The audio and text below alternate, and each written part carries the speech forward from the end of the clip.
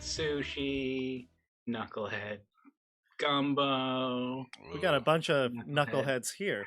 Some of that knucklehead sashimi with soy sauce. Ooh, That does sound pretty good. Welcome to the Icewind Dale cooking channel. Yes. I will be your host, Bob. And my lovely sous chefs tonight are seated around me. I touched up the overlay a little bit. I don't know if anybody's been noticing these changes, but ooh! Just kinda- Oh man, I love the way it looks now. Look at that right there. Did you see I this? can see it. Wow, Wow, that? am I You're- in HD?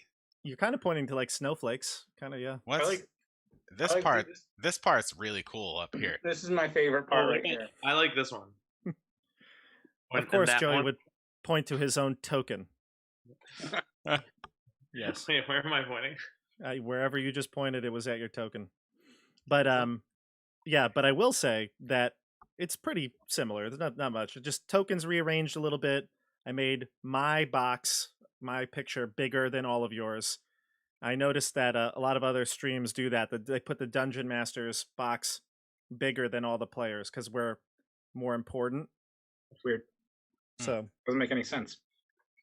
well, All right. Well, I'll just leave. Bye.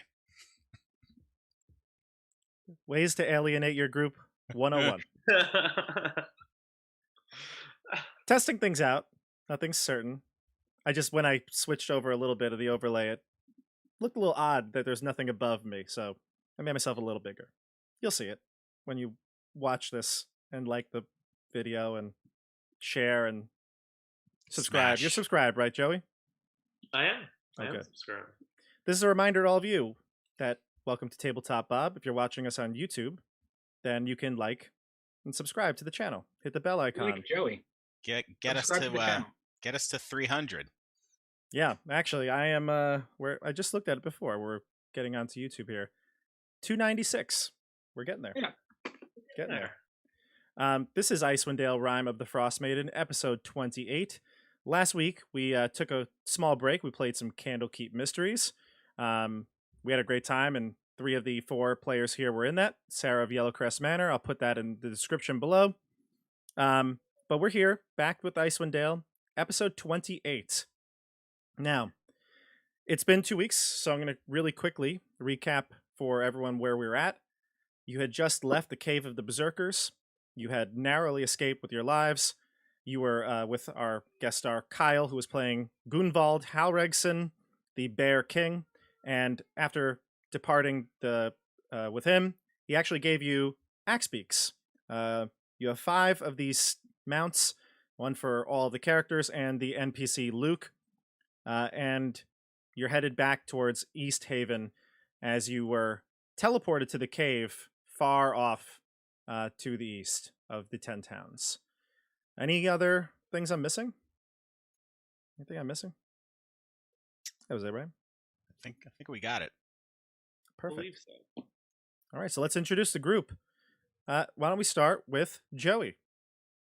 Hey, I'm playing Rogal, V2. He is a Dragonborn paladin.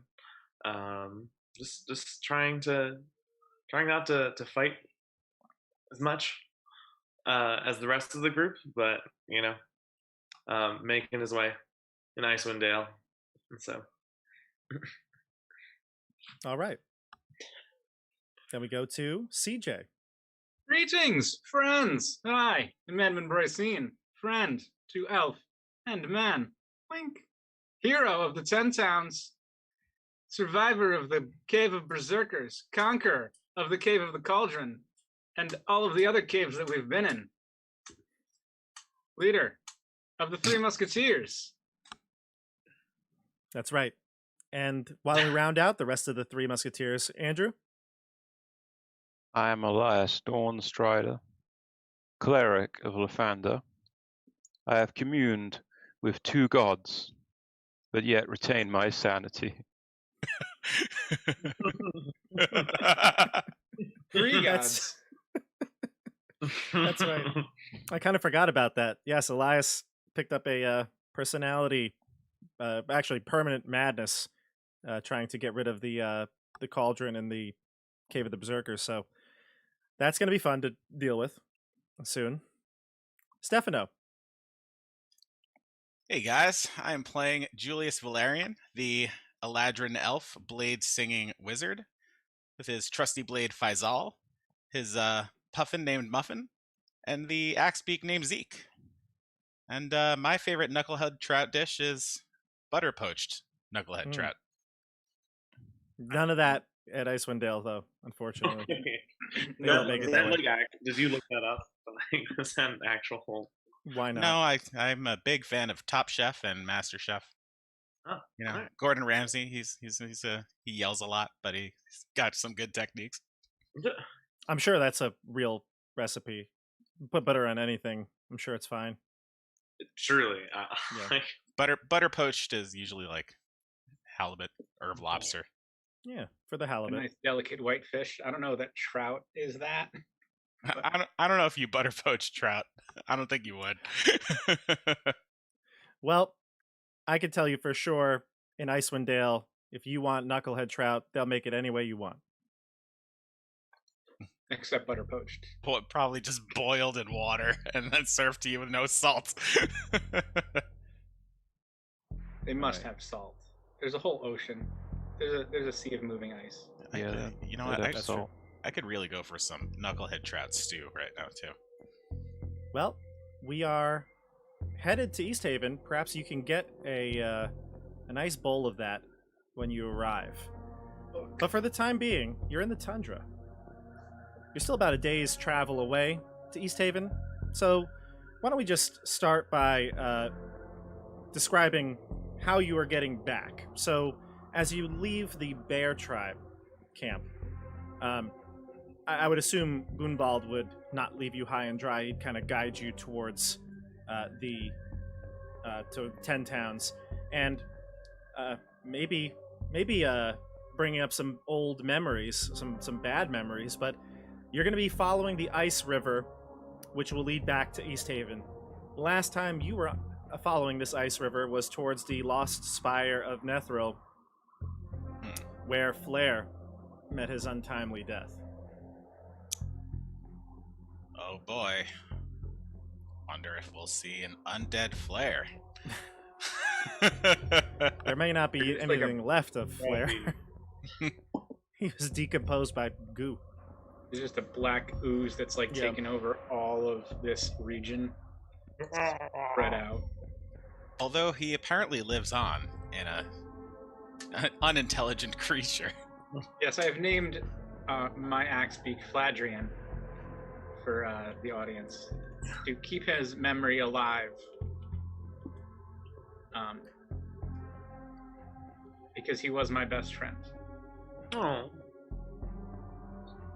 Yeah, so you named yours Fladrian. Andrew, what did you name your axebeak? My ass speak is named Blaze, after the blaze of the dawn. And what about you, Stefano? My axebeak is named Zeke because apparently everything rhymes in the Valerian world. And Joey?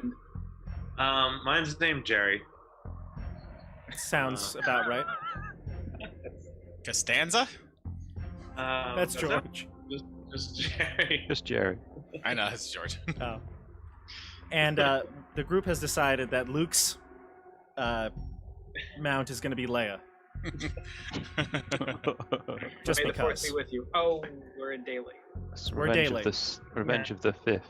Revenge of the Fifth. I had to break out the Yoda mug for tonight's stream, so Nice. cheers. All right. So you're headed back. Let's get... there's no need to make survival checks because you know the way. You don't need to be guided. And it's been relatively light in terms of snow. So we're going to have normal checks where you're going to take advantage for the cold. And we were going to say that it's still going to take you about...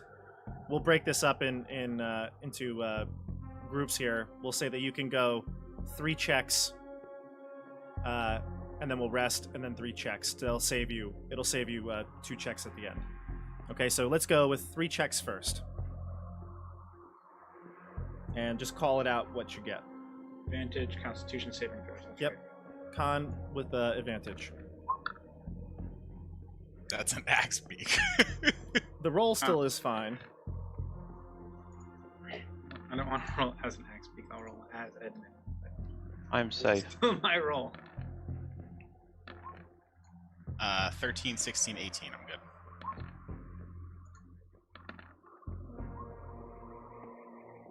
Okay, so I see Edmund, you ended up passing your 3. Rogal, you have 1 pass, and everyone else has 3 successes. Wait, what? We're taking 3 Constitution saving throws for each hour in the cold before you rest and like make a camp or something like that where you can warm up. The other 2 are higher. It's 15, 15, 16. Oh, I didn't see them come through. Sorry, I apologize. Oh, yeah. Yep, I do see 15, 15. Yep. Okay, so everyone has their 3 successes, and you're going to stop and make a camp here. So you're getting back to the 10 towns, and you're within a few hours of East Haven now. And one of the things you've noticed is there's been quite a bit of reindeer herds kind of moving around. You've seen some other creatures on the tundra, perhaps some, tundra hares, some things like that. But you've seen quite a bit of animal life. In fact, more so than you've probably seen in the entirety of your trips to the tundra. Give me a nature check. All of us? Anyone would like to make it. Nope. Mine is 0. Mine's -1. No need to have a great check or anything like that. 11. 11. Well, then I'll just roll because maybe I can do. Oh, 4. The axe beak got a 4.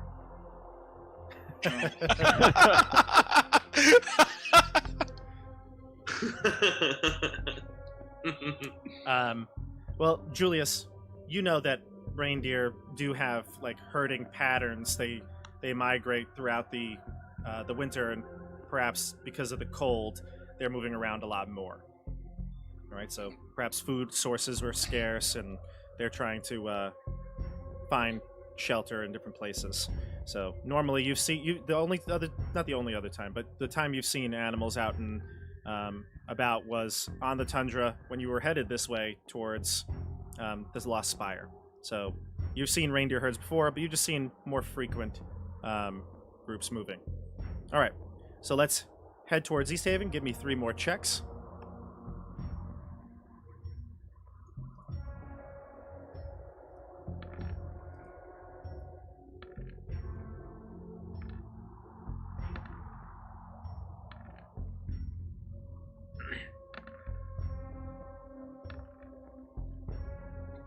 Okay. Did anybody fail? I see a lot of high rolls here. I Good. did not.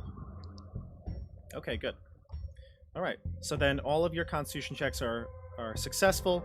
You're headed towards East Haven. You may be within an hour now of the town. So you're close. I just moved you to the map so you can see your tokens. You should be able to see your tokens. I put the axe beaks out, but this might have been earlier, so just test if you can move yours. If you can't, then you can always throw yours in. Yeah. Okay, good. All right. Looks like you can move it. Okay, so so I put you and your axe beaks down there. I'll zoom in for the stream to see. Okay. All right, great. All right, and one thing you notice as you're coming, and you're kind of sticking close to the river. It's an icy river. You have been able to cross it a few times when you've needed to, but you've been following this river along west to East Haven. And you've noticed that there are these pretty large prints in the snow. And you've been following these prints for maybe 20 minutes or so. They've kind of been going along the river, and now you can see them here headed towards the actual banks. What do you do?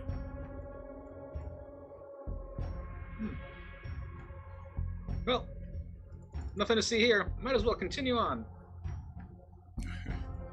I'm sure Alright. that person who jumped in the river is fine. I run in and I jump through. Wait, hold on. You automatically jump into the river? No. Oh, okay. Get I real was go like, do wait, something what? silly. I'd like to examine the prints. Sure. Give me a survival. It depends what you want to know about the prince. But I mean, I guess. Well, first of all, do they look like an animal or do they look like just boot prints? The bipedal creature. give me a nature check.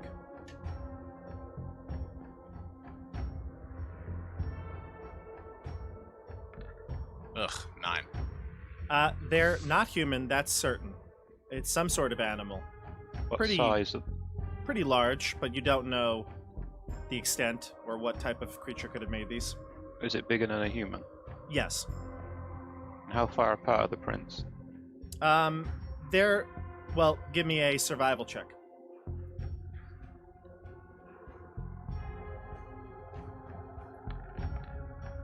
Ooh. 24. They don't seem like they're too far apart, but it's probably because this creature has 4 legs. So it doesn't appear like it was galloping. I mean, you can tell from the pattern of the prints whether something is No. galloping or walking. Nope. was just it looks like it ambling was. Yep. Look, whatever creature was here was walking, and definitely 4-legged and pretty big. Clearly some sort of beast went to go get a drink of water at the river. We should probably pay no mind to it and continue on.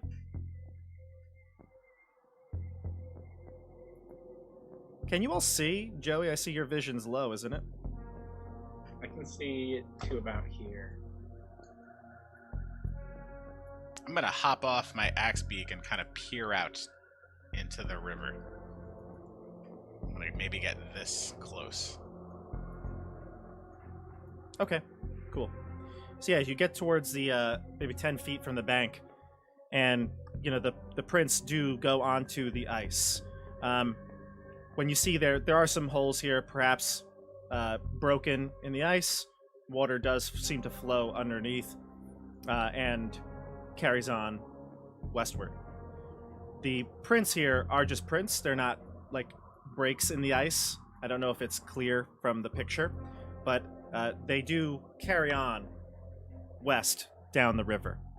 It looks like there's maybe 2 sets of them. 2 of these beasts. I would say so. Here in the river, it looks like there are 2 sets of footprints. Yeah. Do you think they would be delicious and worth hunting? If they are injured, we could probably get them easily.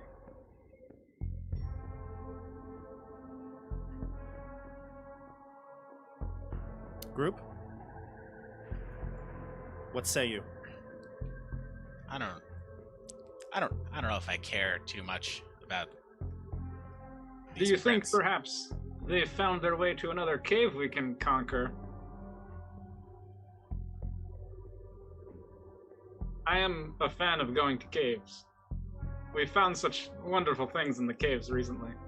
That cauldron, the brazier, The hag.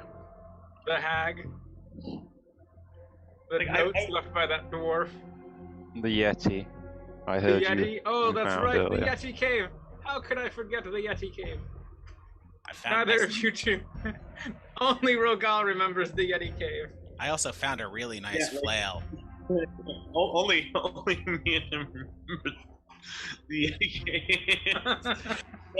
Good memories. Good memories of that Yeti cave. Remember when I killed that baby one? What? What are you talking about? Nothing, I killed a giant, ferocious Yeti. Well, let us follow them a little bit, see if it leads anywhere. Not too far that we lose account of the river. I'm still on my axe beak, and I'm gonna march ahead a little bit. I'm gonna. Okay. What does on the this ice, look like? but, like to the side of the ice. So, as you approach and you see more of the river, the openings here do look like something perhaps broke into it. Like it looks cracked and something cracked into it.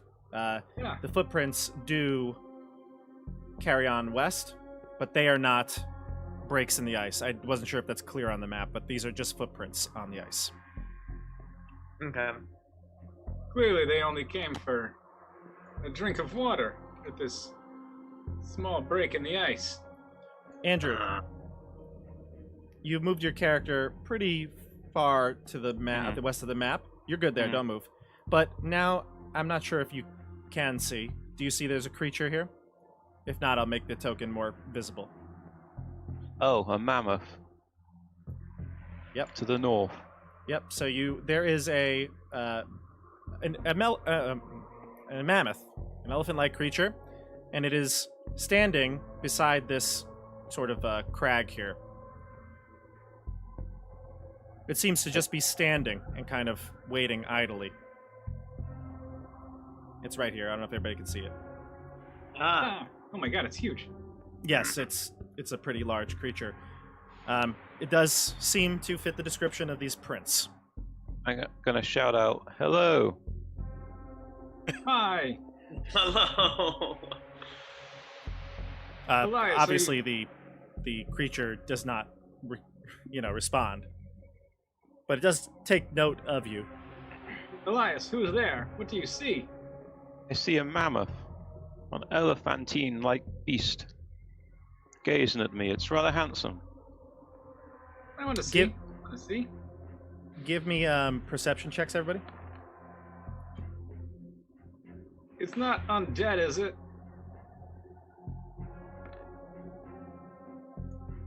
21. And call out what you got. I got a 16. 3. Sorry. I had to reload.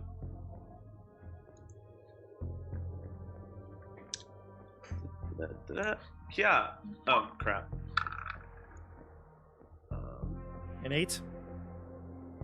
An 8. So Rogal an 8, Edmund a 3, Julius 16, Elias 21. Mhm. Yeah. Okay. So, Elias, the trees up top the crag here, I'm going to make it visible for you now so you can see. They start to jostle and shake, some snow falling off of it. It draws your attention to it. Here. There we go. Can you see the trees now? Yeah. Okay. So the trees up top this little loft here start to shake, and some snow comes off of them.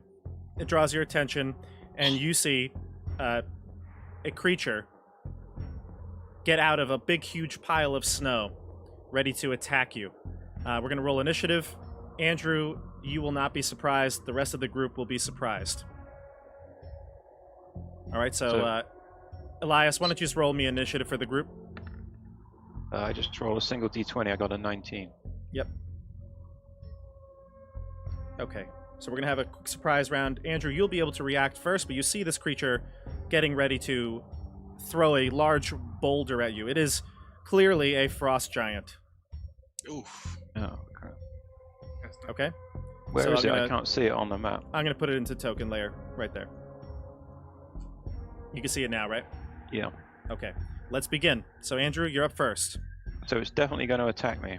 It's rising up out of a mound of snow, and it Mhm. has a big boulder in its hand, and it's going to throw it at the group.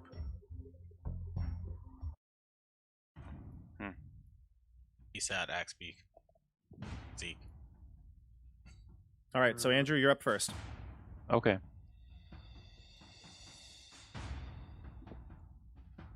Well, I'm gonna fireball his butt. Oh, nice. Okay, Grown to love these fireballs. go for it. DC 15. He gets a 9. He fails, takes 34 fire damage. Sweet. Okay. And now I'm going to leg it. 5, 10. Are there 2 Edmonds out for a reason, CJ? I keep losing Edmonds. Oh, okay. You can when you group the you and the Axebeak together, you can move them. Like Andrew just yeah. Yeah. You want me to delete one Edmund? There should only be one Edmund. Okay. There is only one Edmund, that's for sure. All right. Now I don't see it. You don't see Edmund? No. Oh. There he is. Yeah, you see him now, right? Now I see it. Okay. All right. where my axe beak's going. But yeah, I don't know. Is somebody moving it for It's you? moving Fladry. Okay. Well, here we go. Joey, All right. stop it. Was it Joey? Am I gonna have to give you each an individual character for your axe beak? Because you can't be trusted. But I All should right. be able to move Fladrian because I was Nah. Fladrian. So the frost giant leaps up out of the snow, and it's gonna hurl a very large rock at CJ. Cool. You're the closest. Bring it. 27. That hits. You take 25 bludgeoning damage.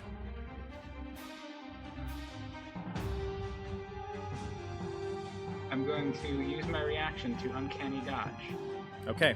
So half of that. What Yep. how much? 12. You'll take 12. All right. And the I frost don't have giant. a reaction because I'm surprised. Never mind. Oh, right. Yeah, this is the surprise round. How So much? the 25 damage, yeah. The frost giant looks like he's preparing to pick up another large boulder. Let's go to the group initiative now. So we're going to roll again. This time, let's have Stefano roll. All right. I got a 3. I got a 1. Oof. Edmund's gonna die. Okay. So now we're going to go into the combat here. It's going to go first. It will hurl another rock at Edmund. Did Bob roll a 3 and then you Yeah. roll a 1? Yeah. Yeah.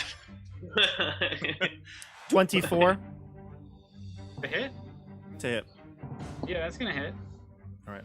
Whoops. I rolled by accident twice. 23 bludgeoning damage. Well, I'm knocked out. Well, you can use your reaction Can this you time. uncanny dodge that one? It wouldn't. I mean, would what's give- half of it?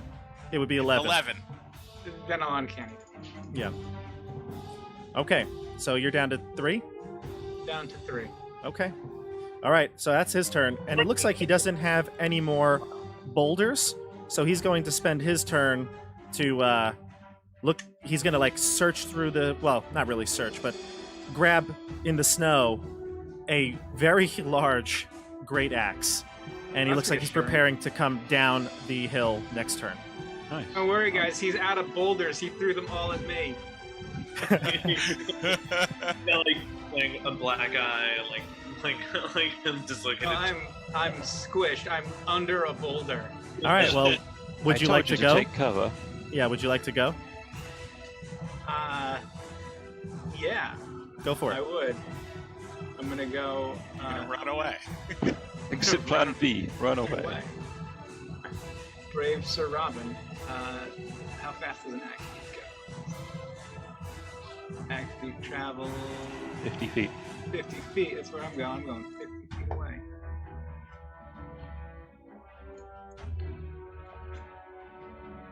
See, I'm going all the way over there. I'm going to actually clear some of the dynamic lighting lines here, just so you can see the terrain a little bit better now that we're in combat.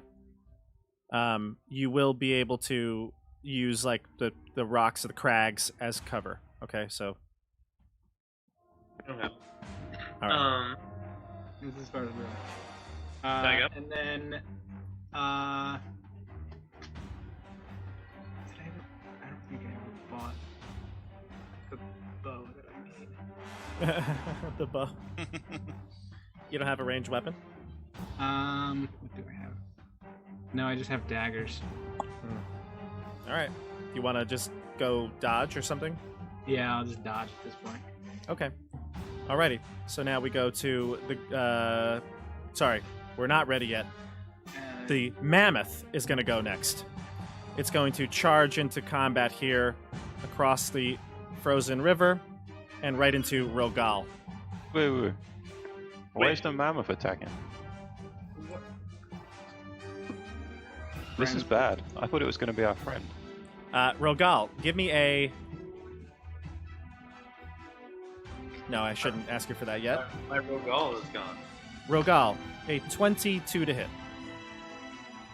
Yeah, that hits. All right, give me a strength saving throw. Okay. Doop. Boop. 21. Damn, nice. All right. So the mammoth tries to, well, it's going to gore you for 25 piercing damage. So you end up taking, what is 22. it? 22. And it tries to throw you from your mount. And you could tell it really wants to like stomp on you when you're on the ground. It tried to like throw you and then raise its hoof up in the air, or its whatever its feet are called.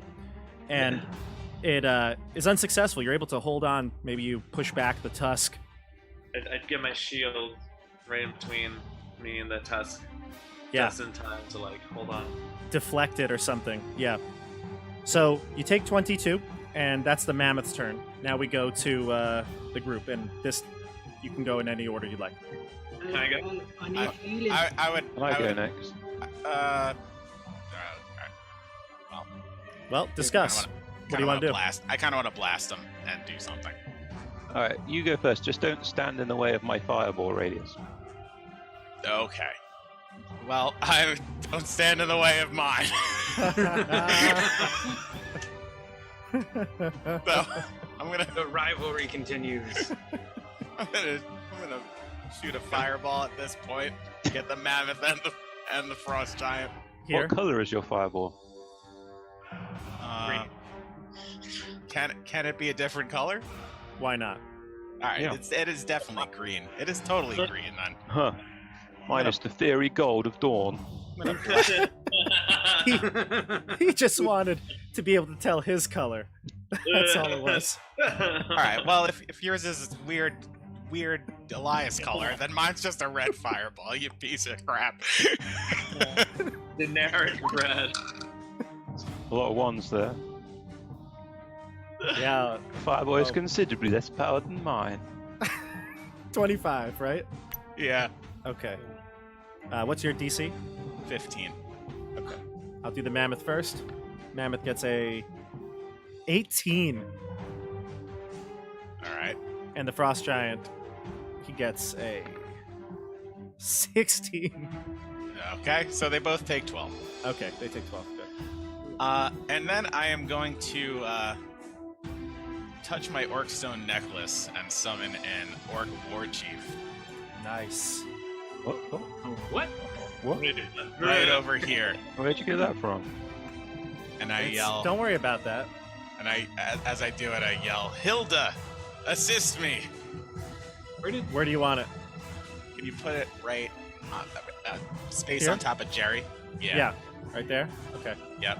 I'm going to give you control over it, okay? Cool.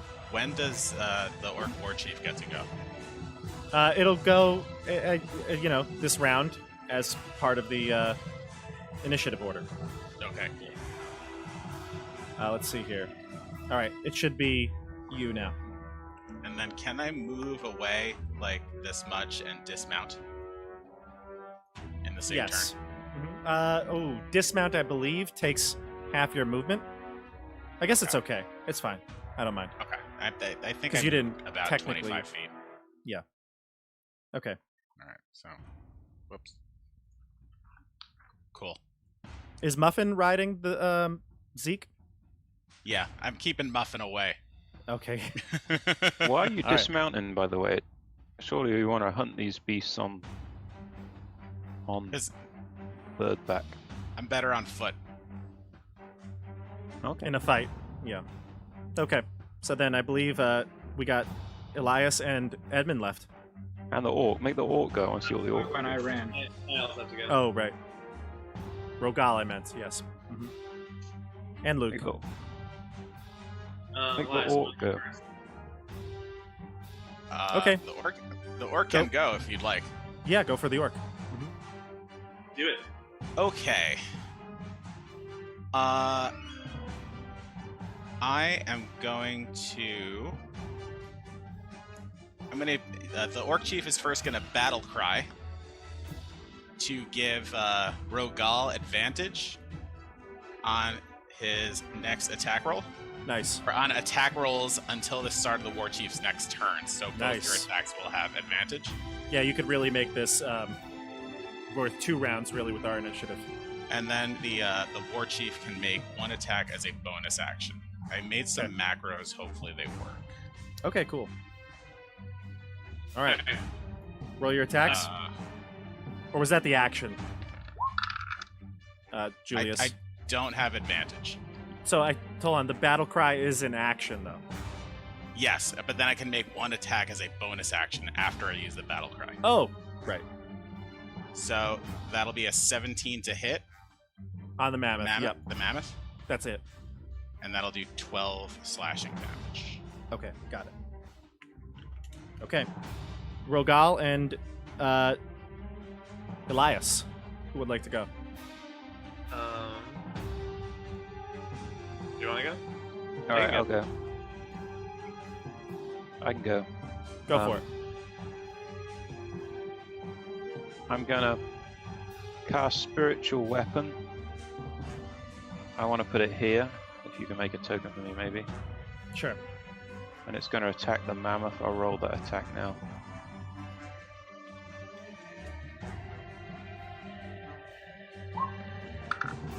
Gets 18 to hit the mammoth.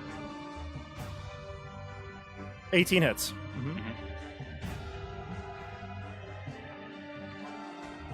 That's 6 force damage. Got it.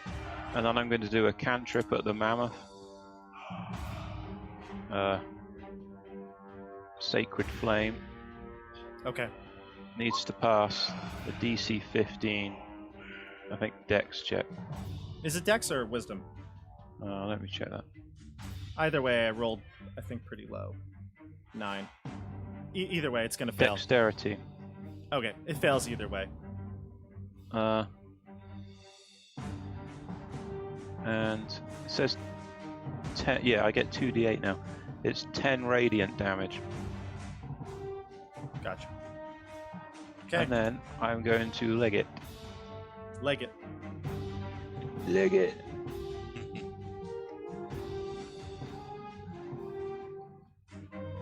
All right. Let's see here. Rogaal or Luke? I think I'll go.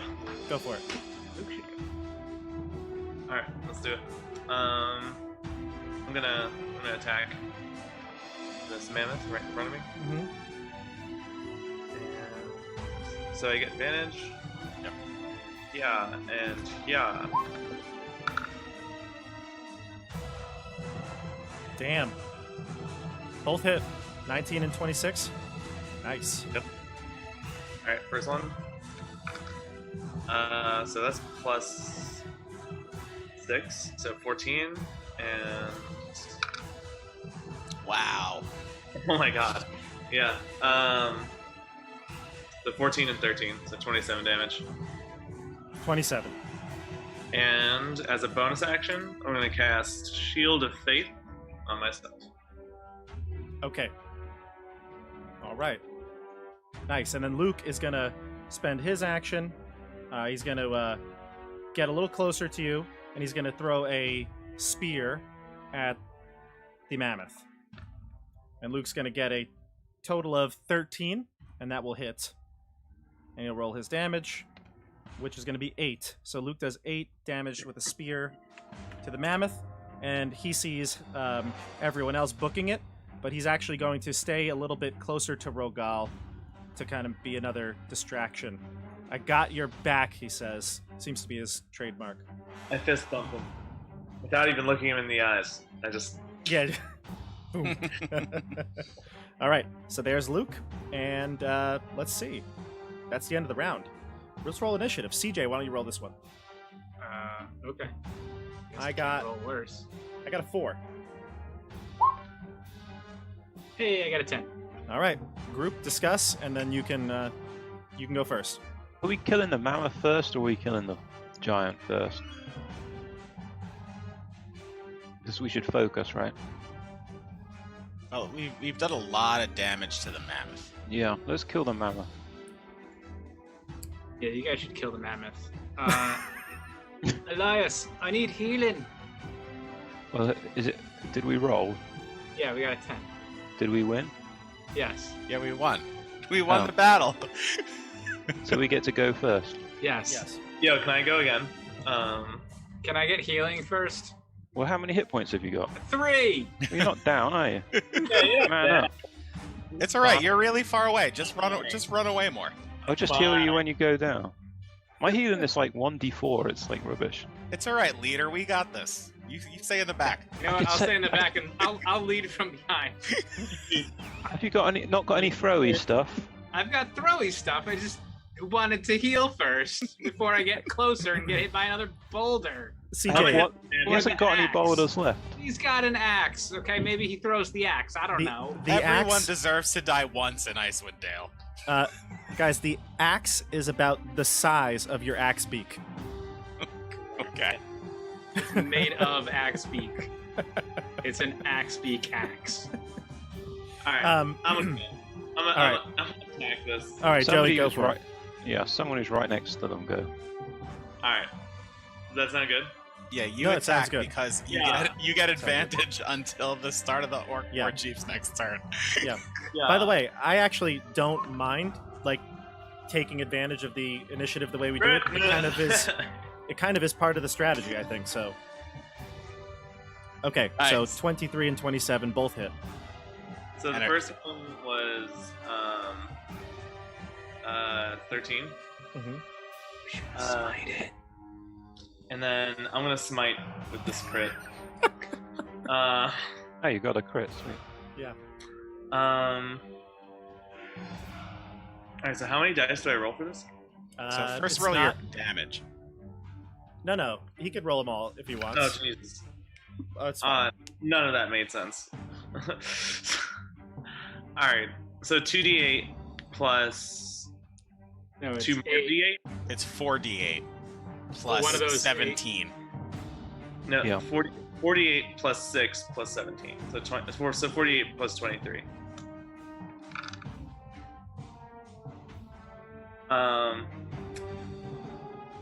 16 plus 23, so a total of 39 damage. Actually, it's plus 16 plus 17 plus 13. 31, So it's 46 40. damage. 46 damage. What? Wow. Powerful blows from Rogal. Anything else from you?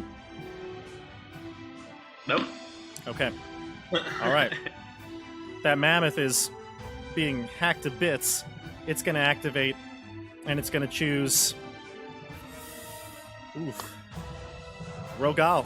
Yeah. It's got to. Bring it. All right. It's going to try to gore you. 17. I don't believe that hits, correct? Nope. What is your AC right now with the shield? 22. 22. Very good. Okay. So the mammoth goes, and then it's going to get into a very, it's not dodging or anything like that, but it's going to get into a very defensive posture. It's fighting for its life now. We go to the group. I mean, I can, if it wants to back off, I'll do whatever gesture is necessary. Like a cornered dog now, it is, It's very not- defensive, but it looks like it's trying to, its intention would be to back away at this point. It can't do anything right now, can't take another action, dodge, or anything like that, but it seems like that is its mindset now. It would have movement, though, wouldn't it? It would, but it won't give itself up. It's not going to, leave itself defenseless. All right? Kill it. So we Kill it. go to the group. Yeah, don't kill it. I want to harvest those tusks. Don't kill it. Don't hurt it. Maybe we can kill it and then share the meat with the giant, and it won't attack us. What if it's like a There we go. dog? Let's parlay with the giant. Yeah, you like talking to monsters. Parlay with the giant. Whose turn is Anyone it? think giant? It's the group's turn. whoever wants to go. I don't want to go. I want to wait for that frost I speak giant. Oh my god, I speak giant. Wait. Yo, parlay. Can I go? I want to go. Yeah, As a Sure. bonus action, my spiritual weapon is going to continue to attack the mammoth. go for it. No! No! Roll the hit. My God! That'll hit. 24. I got it. 12 force damage. The sword sticks into the mammoth's skull, and it goes down. No!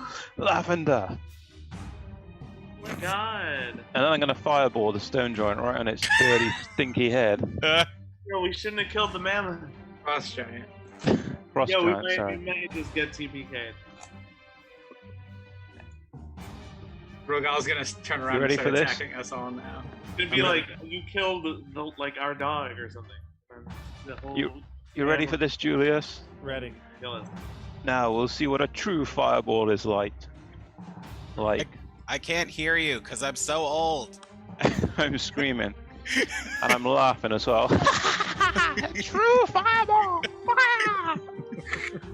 And it fires. What'd you get?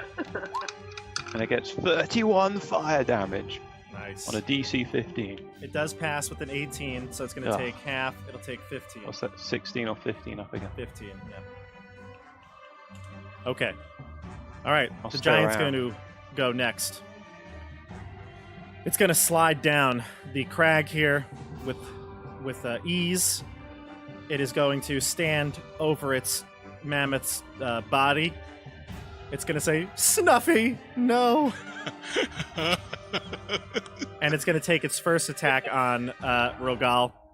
I called it. Oh my No, I'm sorry. You did 40-something damage to it last turn. god. Like non-lethal damage. just 1,000 non. Unlethal damage. Oh my god. It's not going to hit you, though. It rolled pretty poorly here. 14 and 12. So it's not good. But it's heaving this large axe around with ease. All right, we go to the group. All right, I'm ready now. Should I try and speak giant to this thing, or are we just gonna do Yes. that last? All right, I'm attacking it. I'm sending Muffin to distract. Mm-hmm. As I run in, I'm gonna Blade Song bonus action. Oh, actually, I'm gonna Blade Song bonus action before I start running in. Otherwise, I won't be able to get there. Okay. And I will take out Faisal and attack with Booming Blade. Well, first I'll attack with Faisal. That's a 23. That will hit. So that's gonna do 6. Oh wait, I forgot. I have advantage because of Muffin, just in case I get a crit. I don't. So 6 piercing damage and 8 thunder damage, and it'll take another 7 if it moves. Okay, great.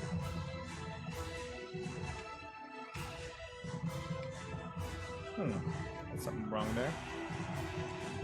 And I yell out, "Come on, Elias! Get up close to it. Stand in the face of danger." Go for it. Well, he already went. And then you run away.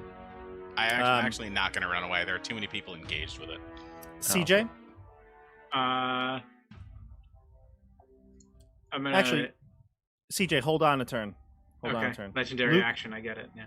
Luke is gonna head over to you, and he's gonna say, "Are you hurt bad?" Yeah, I got hit with 2 boulders. Sorry. No, I am fine. Luke, do not worry about me. You continue on. He says, There's no need for you to be here.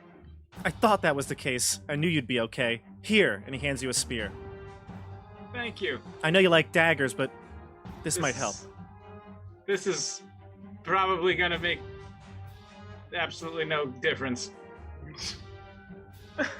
It's probably best that you hold on to your spears, son. You sure? Oh my god! Are you Luke's father? He says, "All right, I trust you," and he'll get ready to throw a spear if the thing comes at him. Yeah, just stay here and stay out of sight. Go for it. Your turn then. Okay, I'm gonna move up. 5, 10, 20. How far? 15, 20. All right. So from here, I'm just gonna. Well, first I'm gonna do insightful fighting. So he's got to make a charisma deception check against my wisdom insight. I mean, it doesn't really. I guess it doesn't really make it. It is a thing I can do. So he has to get a. It's an a 18. 4. Okay. Well, now I have. I can use. What is it? Sneak attack on him, even if I don't have advantage. But I've got allies there. But I am going to shout in giant.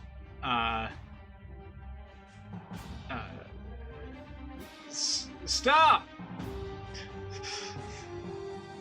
It's giant, so it's like, Stop! Stop what you're doing! We are not enemy, no fight us! That's common. That's what giant sounds like in common. Oh, okay. Can you tell me what the intelligence score of this frost giant is? I cannot. All right. So you offer a parlay. Yeah. All right. We no enemy of you! Okay. He'll reply back to you and say, "No, you're not enemies. You're food." Oh. Oh, okay, so all right, low intelligence. Never mind. Touche. Giants Then, gotta eat. I say, well, carry on, fellas. You're not attacking him? Well, I thought my action would be to like try and parlay. Oh, Yeah. gotcha. All right, so this orc is going to make 2 great axe attacks. Pretty good axe attacks. Do you... First one's a 10, so I'm assuming that misses. Nope, both of them miss. Well, the first one. Oh, that was advantage. Gotcha. I gotcha. And second one's a 20 for 12 slashing damage. That will hit. I would have much preferred that 19 slashing damage. Yeah. Okay. Who's left in the round? That's everyone, right? I think that's everyone. Okay, let's roll again. Joey, give me an initiative roll here. Alright, I rolled a 20, Joey. got 20. Yeah. You got a 14? Okay. So he's going to go next. He's going to attack Julius first. Yeah, bring it on. 14 That's a miss. and 25. I'm going to use shield to give myself an AC of 25. Okay, so he hits you. Wait, he does? Yeah, he has to match your AC. Oh, right. Eat or be. Okay, I'm not going to use shield. You take 27 slashing damage. It's a lot. All right. All right. So that's his turn, but he's not too happy right now. So he's going to leave. He'll take attacks of opportunity on everybody and your booming blade. Sweet. So that's 7 from the booming blade. He's going to leap up this crag. Oops. I'm going to say it's like 15 feet up. So he jumps up and gets behind the trees with the rest of his movement. 24 to hit on my op attack. Yeah, that hits. That's going to do 11 piercing. Okay, and your booming blade? Oh, the booming blade, it was written in there. 7. 7. 7. Okay. All right, and Joey? Your op attack? Yeah. Yep. Yeah. And the orc chief. Wait, I don't have advantage, right? Yeah, Orc Chief gets an op attack too.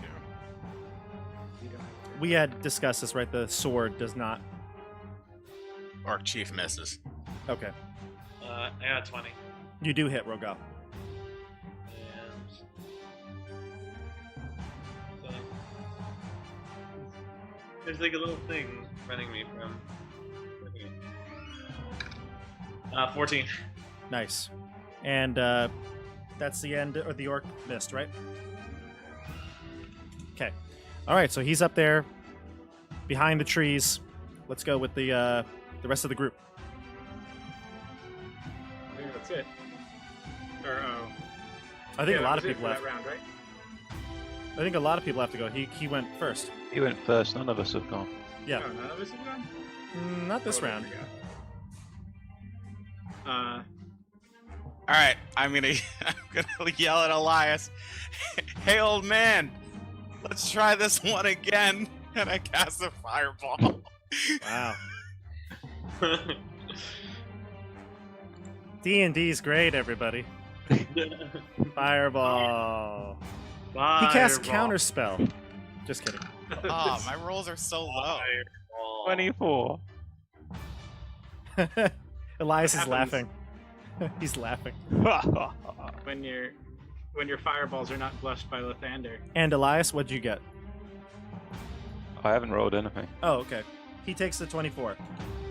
Nice. I thought you were gonna go like same time as Julius. Oh, I'm out of fireballs. Oh, you're out of fireballs. Okay. Yeah. And we're just using all of our 3rd level spell slots. Okay. All right. That would've been Joey way or cooler Edmund? if you guys double fireball at the same time. Who wants to go next? I can go next. I just moved. Go for it. I'm just gonna wait. So my spiritual weapon can move 20 feet. 5, Yeah. 10, 15, 20. Oh, it's too far away. Now, how far away am I for the thing? Like 55 feet. Let me see Yeah, what I about can do. 60 feet.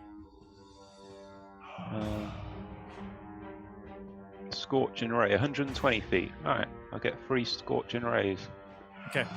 on him. See how he likes that. Yeah. Mm.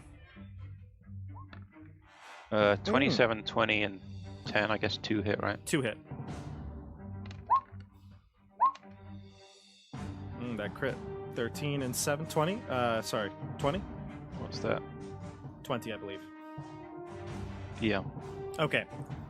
All right, so you hit him with the Scorching Ray, you're following up the Scorching Ray, after the fireball, and you, like, break down one of the trees he's behind, and then he slumps down into the snow, and he says, "Oh, all right. You got me." Well, that's the end of my turn. Yep, Yeah, but and that's what he says. I, We're in I, a s- giant. I say back, we haven't got you yet. Well, he's there, and he's on the ground, and he's holding his hand up, holding one hand to his chest where he was just blasted with the Scorching Ray, and he's not holding his weapon anymore. Can we finish him? He says in giant as well, if in case you common as well, and giant. Go for it. Who's up? Who's- Come on, Edmund. It's not my turn. Yeah, Joey, did you go? CJ, you're a little quiet. Couldn't hear you. Me? CJ. Rogal, did you go? I don't believe I went. Yeah. I'll let Rogal go first. Just me and Julius went. CJ just wants to see what Rogal does. Oh yes, there's an evil enemy begging for mercy. What would Yes. Regal do in this instance? Yeah, I'm like, if you know, I don't attack anybody who raises their butt to the sky. So I'm done. All right, So so what do you do?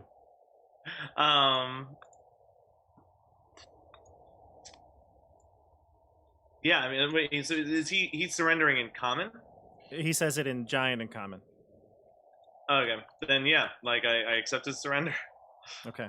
He'll Are you even gonna do an- toss his great axe down the crag here. It'll like slide down to the snow. Sweet. Like, I say to him, you've made the right decision, friend. I glare at Rogal when he says friend. Are we? So are we out of combat? Because CJ, I don't believe you've gone. I have not gone, but I will not attack this thing because I am afraid of it because it did a lot of damage to me. Yes, it as did. much as I want to kill it. Yeah. All right. Cool. So, it's gonna actually dangle its legs off of the crag here and scoot its butt to the edge, and it's gonna talk to all you. It's sitting 15 feet up, but it's also like really tall, so his head is probably like 30 feet up. And Ask him what his name is. his name is what was his name? I had looked this up. I wanted a cool name, and now I forgot what I wrote. It was Jerry, but then his name is Rogaal stole Amagor. it. Amagor. Amagor. Yep. I am He says it Rogaal. in. He's saying it in giant to feel out as to who speaks giant first, but then he'll also say it in common. I say. He says Amagor is his name. He just says it in common right after that. He does. He'll say it in giant and like let it hang for a moment, and then be like, again, Amagor to the rest of the group. So he says to you, Edmund, you speak giant tongue. Yes, me am speak giant tongue. Well, then you know that I meant nothing personally. I'm looking for food, and I thought you and your delicious rides could be my next meal. You Is he speaking understand? in giant. In giant to CJ. Oh, so we don't understand. Right. Well, there are other ways of greeting people other than throw boulder at them. He says, why you speak such primitive dialect? Your vernacular needs much improvement. My giant is poor. I only took up to level 3 in high school. Giant. Me am, He says, me well, am you never didn't get have good to. at grammar in giant. You didn't have to kill my mammoth. Well, your mammoth didn't have to try and kill our guys. Like you could have tried to stop it. Well, Maybe he looks to all of you. Are you the only one who speaks giant, CJ? I don't know. Am Everyone? I don't speak giant. Okay. All right. Then yes. He'll I switch to also- common now. I would like to say that every morning I cast comprehend languages as a ritual, but What? that more than an hour has passed, so I wouldn't Oh. have it anymore. Okay. That's the first I've heard of this. All right. So then he'll speak in common from now on to address the rest of the group. They am no understand us. We best be speak common language of other creatures. Well, that's I fine started with me. speaking your common. Just by myself, to myself. 10 towners. You're all 10 towners. I have recently moved here as a 10-towner myself, but I We are don't not believe that we are all native to the area. I am certainly not a 10-towner. We are heroes of the 10 towns. We are known as the Three Musketeers, You may have heard. and this is this is Julius. You fight well. Thank you. Well, You- we also use pretty cheap techniques, as you may have seen. We are Fireball. Fireball. You have powerful are- magic. Powerful magic, I can tell. Brave we are warriors. powerful warriors. If Yes. you are hungry, perhaps you can eat your mammoth friend now. Oh, well, now I definitely will. Food is very scarce, as you know. Food is food, as ROGAAL would say. Well, if you're gonna be eating that mammoth, I'd like to take those tusks. He's actually gonna suggest that he'd like to keep them. Well, you're not in much of a bargaining position, friend. Don't listen to. You can have your tusks. Actually, no. Actually, I don't know if we can. Although I gotta be honest with you, I don't know. Do you know how to harvest elephant tusk? Yeah, chop them off. Also, we Okay. don't want to fight. You're gonna have to drag them along. They're pretty heavy. We're not taking the tusks. We do not have the dog sled anymore to just hitch them to. Right. Can an axe beak carry one? Probably not comfortably, though. The axe beaks actually aren't that strong. It'll slow you down enough that we'll keep going and you'll be stuck behind. Which is fine for us, because we're the Three Musketeers. But you might want to keep up with us. Wow. Edmund's on a tear today. Brutal. Wow. That was mean. Ask him about Zardarok. I say that in character. You haven't asked him about Zardarok. I'm gonna take the tip of one. Okay, you can cut off the tip. Andrew, what'd you say? Zardarok? I'm going to ask him, have you heard of Zardarok? Who's Zardarok? I throw rocks. Not Zardarok. Dwagar leader. Oh, Leader of the Dwegar in this region. Have you met any Dwegar? They're like us, but even smaller. I gotta say, guys, we ask everybody. Yes. Like, we ask everyone. yeah. Yeah. I would be surprised if, like, people haven't heard that name before just because of it. People are hearing it more from us than the Right. actual cultists of Zardarok. It's like our calling card with the Zardarok Musketeers. The Three Musketeers, sponsored by Zardarok. He doesn't know Zardarok, but when you mentioned the dwarves, he says, the ones that make all the fuss in the mountains. Yes, they do make quite a fuss in the mountains. Do you know where in the mountains they make all that fuss? Like, I mean, we know where it is. Just want to make sure you know where it is also. He does, and he'll kind of point in the general direction. He says that because of their loud noises, I had to follow the food all the way down here. So they are scaring away the wildlife up there. Absolutely. Have Real you pain in my any- butt. have Why do any you not go and kill them all? You are strong. I mean, you've seen them, right? When they find me, or when I find them, they disappear. Yes, they are tricky ones.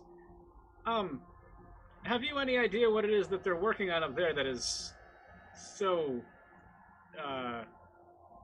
detrimental to the wildlife?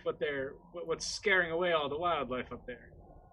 Lots of smoke, whistling sounds, groans, They lots of must be- metal clanging. Scares all the prey away. They must be constructing something. I think we already knew that. Did we? Yeah, something out of Chardolin to lay siege. Oh. Come on, leader. Yes, I knew all of this. I know all of this, of course. Rack that brain of yours, buddy. I know all of these things. The frost giant will he'll kind of stand up and stretch a bit. Well, gonna grab what I can from my mammoth and head out. No hard feelings between us, right, boys? Hit the old dusty trail, as they say. Yep. Oh, it's the code word. What's going on? So he's gonna get up, grab his mammoth. Here. If you'd like to let him go, you can. Would you like to help us? Would you like to help us kill the Dwegar later? We are perhaps heading in that direction at some point. Is there a chance we could call on you, friend, to assist us in sieging their area? Are there others like you in this area? Also, are you the only one? No, a few of us. We don't get along all the time. I could perhaps get into a good scrap. You seem to be a strong bunch, but right now, I'm going to be following the herds. Yes. All right, well, thanks for attacking me. Would you? No problem. And he winks. I feel great. Feeling great. I laugh. He's going to I drag really- his mammoth body to the other side of the river and bid you farewell. He's going to wave. He says. I wave back at him. Fireball. All right. So he's gonna drag his mammoth off. You're free to go. He's free to go. I turn to the group and I say, "What the hell is wrong with you guys? That thing nearly killed 2 of us, and we can't even harvest some resources from it when it's at death's door." Harvest resources. Those tusks are probably worth a lot of money. When did you start? Oh. There I are times when it is important to make friends of our enemies. And Yeah, for sure. a frost giant such as that might be helpful in the fight against Zardarok when we go to siege his keep up there in the mountains, and he knows where it is. So he may be useful. Dumb, but useful. I guess we'll see. But we know, out of character, we know where Zardarok is, right? We got shown on the map. You have the map Mhm.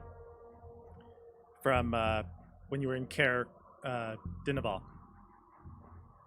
Well, Okay. Let us proceed to East Haven. Yes. It was not Yeah. that Frost Giant's day to die. It was not his destiny.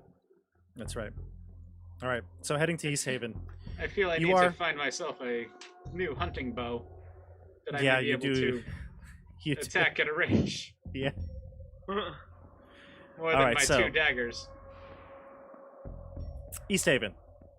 So after a short trip, because you were very close when you got jumped by the frost giant, you arrive, and familiar faces greet you. You see a lot of the 10-towners that you had met and lived with for a short time when you went to East Haven earlier in the campaign, and you notice that they're all happy to see you, but it seems like the town is in some sort of, I want to say panicked state, but definitely anxious.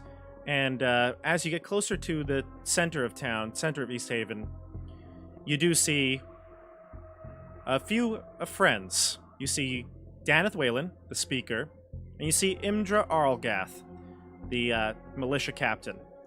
And them, along with maybe 3 or 4 other militia members, are packing a very large cart for a journey, it seems like. When you approach, Imdra notices you all first, and she calls out each of you by name. Edmund, Rogaal, Elias, and Julius?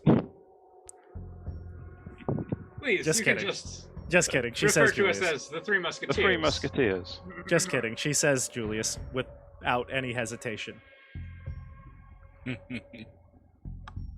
And The Three and Musketeers. your friend Luke, right?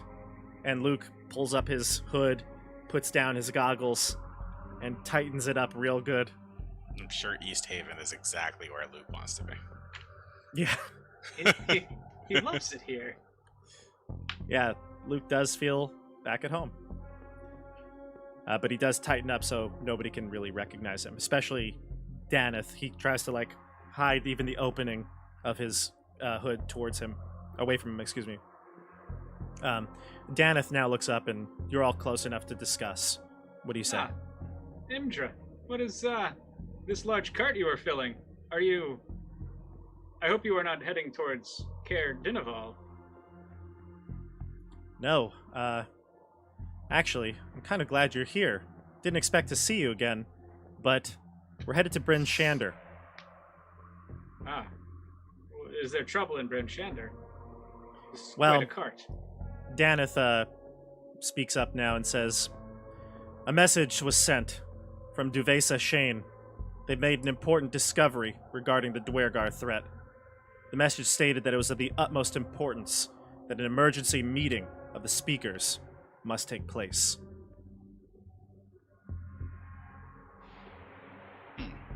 When is this meeting taking place? Today. Perhaps we could accompany you. The roads are have- dangerous. There we are have- frost giants about.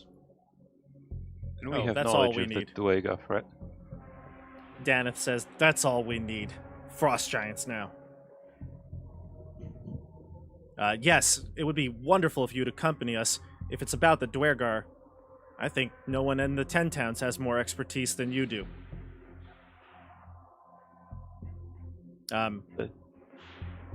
So you're gonna go with him? Let us proceed immediately.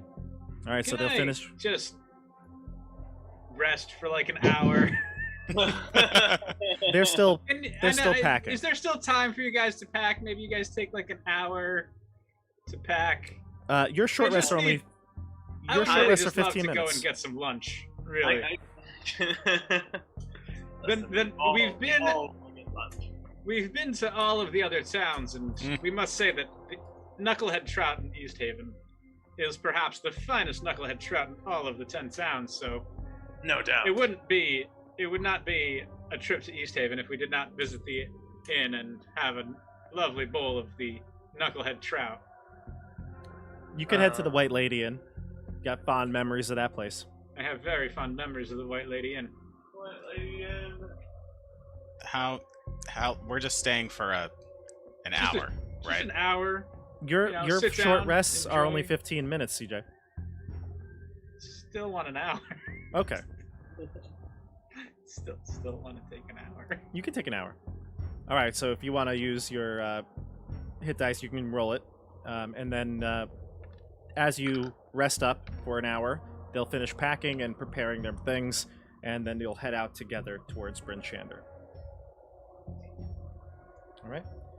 Is there anything you want to do in this quick hour of being in East Haven?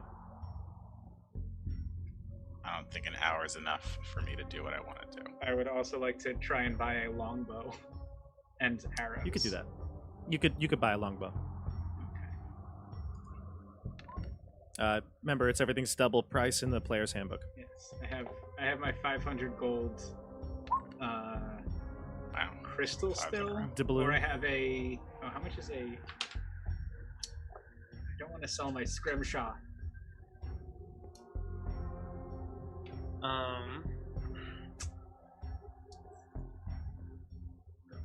I should have used my bag of tricks. And Can I should get have pulled out my bag of tricks, thrown an animal, and been like, "Here, giant, eat this animal instead." And then the animal would have disappeared at dawn the next day, and he'd have been like, "What?" Anyway. I'm gonna spend the hour continuing to work with the navigator's tools. Maybe if there's like a dude who knows how they work, go and see him. Yeah, you want. can I get Hold on one second. So you want to can I get- maybe have another tutorial on your navigator's kit? Yeah. Sure. So you can find that map maker that you, what his name was, Fritz, or Mhm. Franz, whatever his name was.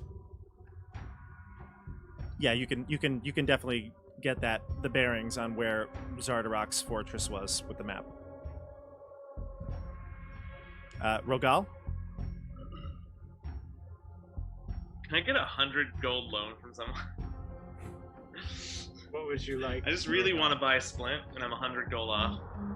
You want to buy a what? You can. Who wants to buy I armor? will. I Split will float you the armor. loan. I've got 300 gold, and Is Joey frozen for anybody? Yeah. Oh, he started. oh, Yeah. sorry. You froze for a I minute. thought It's all okay. you guys were present. I'll, From my perspective, the Jedi are. I'll give you 100 Uh, gold if you want. If you're my pupil. Isn't that a tithe to the church?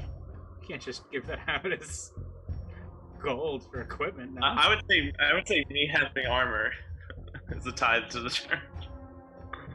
He's a holy crusader. But yeah, I mean, I'll take whatever I can. All right, I Especially give for you my- 100. my- I give you 100 gold.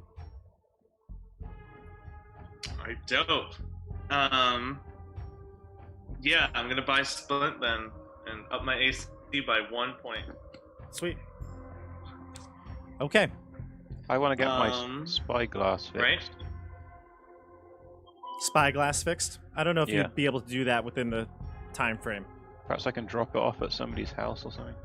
Yeah, we'll say that the map maker, he has the tools and knowledge to fix it. So if you want to drop it off with Julius when he goes to visit the map maker, you can leave it.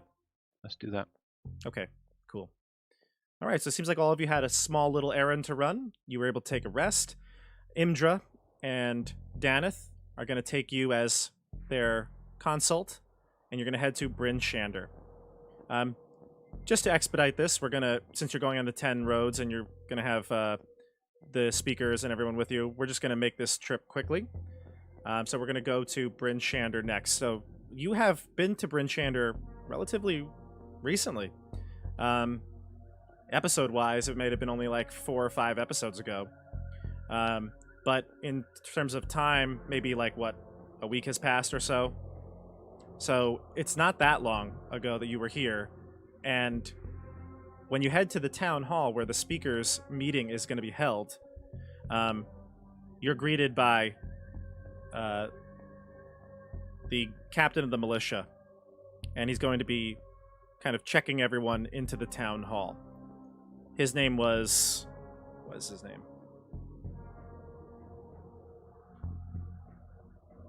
His name I was forget his Eric name. Paulson. He had a cool name.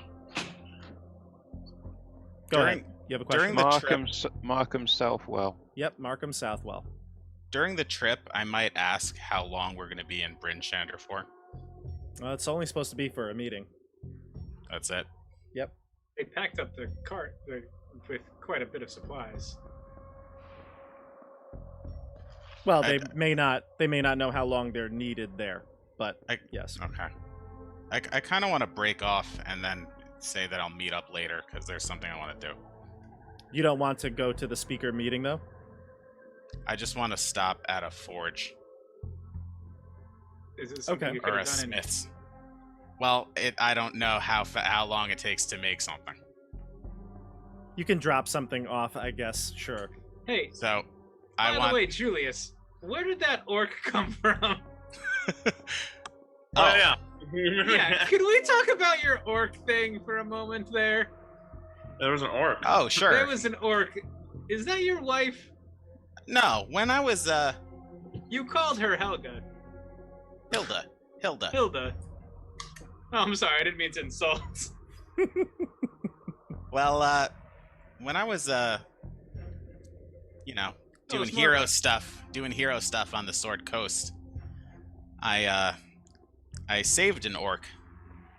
It was one of my heroic deeds, and We've been hanging out. In return, I got this this necklace, this trinket. We've been hanging out, I don't know, a couple weeks now. Got into a bunch of fights.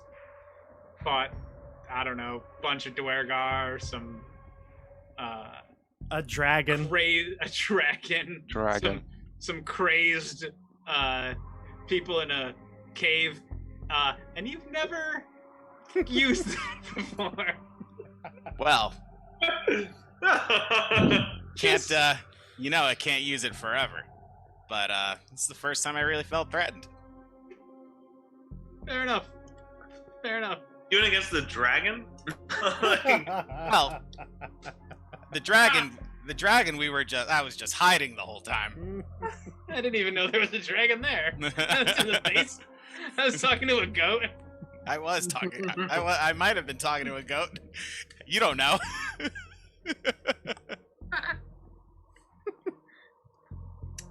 So where did the orc go? At 1 minute it was here, next It it's disappeared. Yeah. So, listen, I'm going to a forge. Okay. Just Okay. a real quick side trip. Are you going to the Northlook Tavern? Really? Try that fishy game again. No, I'm going to a forge. Okay. He's totally going to the fishy game. You're I, totally going to the fishy game. So, That's right, we'll do hero stuff. You go play with the fish. Very well. don't worry, I'll be right back. What do you want at the forge? So here's what I'm doing at the forge. I talked to this dude, whoever's the forge master, blacksmith. I take out Faisal, and I take out little stabby, and I lay them out, and I say, I want you to make these, and then I pull out the Chardolin chunk and the Chardolin flail, and I drop that right next to it, and I say, out of this. You want him to make what? I want him to make A sword out of Chardolin? 2 swords out of Chardolin. And if he needs to, he can replace the blades on my short sword and on my rapier. Faisal? Yep. Wow, okay. You're replacing Faisal. The blade. I am replacing the blade of Holy- Faisal Is with that not Chardolin. the essence of Faisal? It becomes Listen, dark. listen. I'm just Faisal. getting rid of the brain. I'm It's- like full Anakin Skywalker right now in episode 3. Master Valerian, what are we going to do? There's too many of them. Murder all these Okay. children. All right, so It okay. becomes dark Faisal when you make it out of Chardolin. He's not familiar with working with Chardolin, but he says that as long as it works similar to, steel or iron, he could try. There's no guarantee though. Make sure he works with gloves on. Oh Yeah, you yeah, might wanna and warn him about the So I insanity. tell him, this is a very mysterious material you'll be working with. I recommend that you wear gloves at all times. Interesting. He'll do it. What do you got to give him? What does he want for it? By the way, you're in Bryn Shander, right? Yeah. So the forge you're going to, I'll tell you the blacksmith's name in a minute, but he asks, like, this is a pretty big job, Mhm. and it's careful. You gotta be careful with the materials. It's gonna cost you a pretty penny. I got This some is- money. This is black iron blades. Garn the hammer. That's who's making your stuff.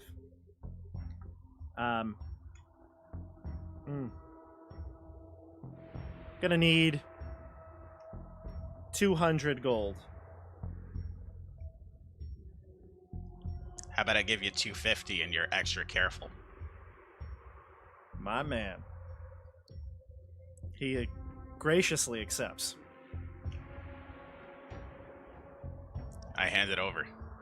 And he puts on gloves very carefully, and then takes it as if he's like got some sort of piece of dynamite in his hands, and he places it on the table, his workbench, and he says, "You could check back in with me in a few days, see how the progress is going.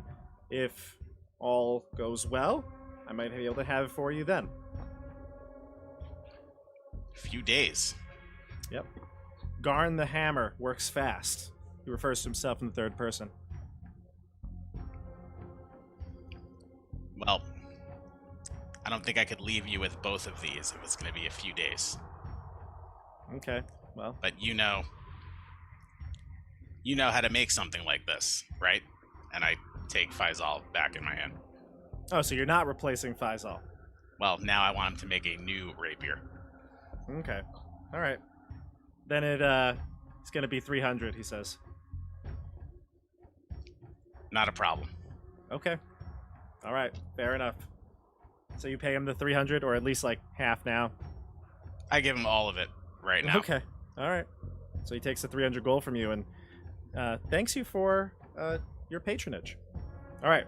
So I'm looking forward to whatever an incredible blade that I know you are capable of making. Oh, don't worry. I'll take good care of you. You seem to be a customer I want to return. So it's going to be a good one. Trust me. I'll take extra good care of this stuff. I know you will. I flip him another 20. Oh, jeez. Okay, this guy's loving you, and Yeah, he's gonna grab up that gold quick. But All right. hold on. I give 20 You're- gold. You're not there.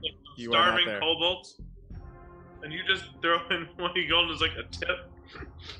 And I got so much shit over like what I did. Yeah. But you're not. We're not there, so we don't know. Those Yeah, were see, that's the kobolds. problem, Joey. You were in sight when you did it. Mhm. Those were kobolds, Joey. I just gave you 100 gold. And you wasted it on splint mail. Keep him alive. All right. So I'll tell you guys. I head over to the meeting. All right, back to the town hall. All right, so for the three of you, for a moment, you're by yourselves. Not by yourselves. You just don't have Julius with you for a moment. But you, Daneth, and Imdra head into the town hall, and you're met with a large group of onlookers. Clearly, these people in the hallway, waiting to enter into the large speaker room, are concerned. There are people discussing, spreading rumors that are flying about the 10 towns, discussing the Duergar threat. You can kind of overhear some of the conversations. Much of the information seems to be very vague at best. Some of them are exaggerated and things that you know are false. People saying Zardarok is actually like a demigod, things like that. But inside the hall, you see all the speakers and their little small retinues standing in groups. Many of the advisors to the speakers seems to be mingling with each other and embracing each other, hugs and things like that, as they're familiar with one another. And then Trovis, the town speaker of Caer Konig, the silver dragonborn, spots you and rushes to greet the party. Well, look at what the crag cat dragged in. Daneth, you didn't tell me you were bringing in the 3 muskrats. Looks like Wait, your group has is- grown. Doesn't Hey! he only know? Doesn't he only know two of them? He knows. No, he knows. He introduced us Yes. to He Elias. introduced Oh, he Elias did. to us. Okay, he did. So he He knows. does. So he doesn't know me. No, you're but he not goes. Yeah, yeah. But he goes, hey, where's Flair? How's my armor treating him? We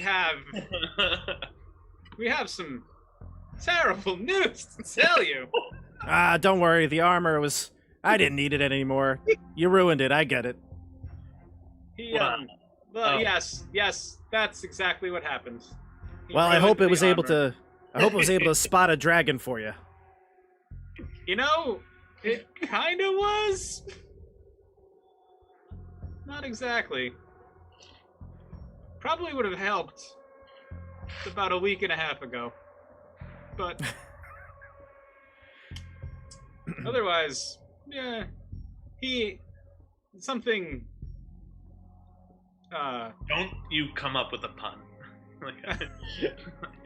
I'm sorry, Vladrian is no longer with us.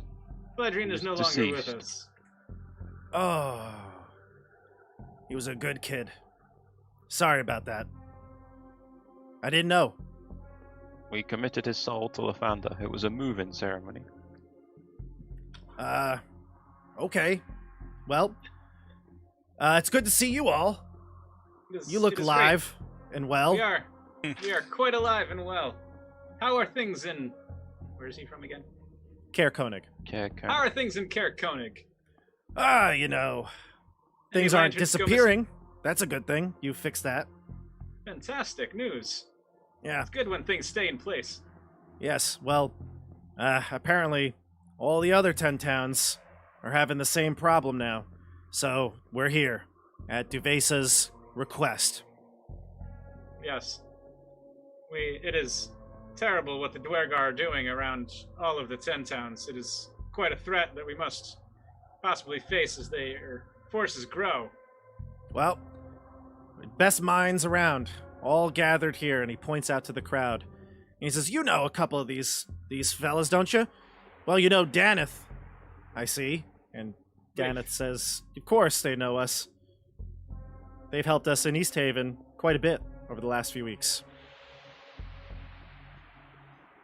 And where the Tourmaline? Who's the speaker over in Tourmaline? Yeah, he says, "Oh, you met Oris? Yeah, over there, Yes. Oris Mastew." Oris. He points to him. We had quite a bit of dealings in Tourmaline, didn't we, Rogal? And I look over to see if there's any like kobold, if there's like a kobold retinue with him, like the kobolds like have ingratiated themselves, or just There are, CJ. There are.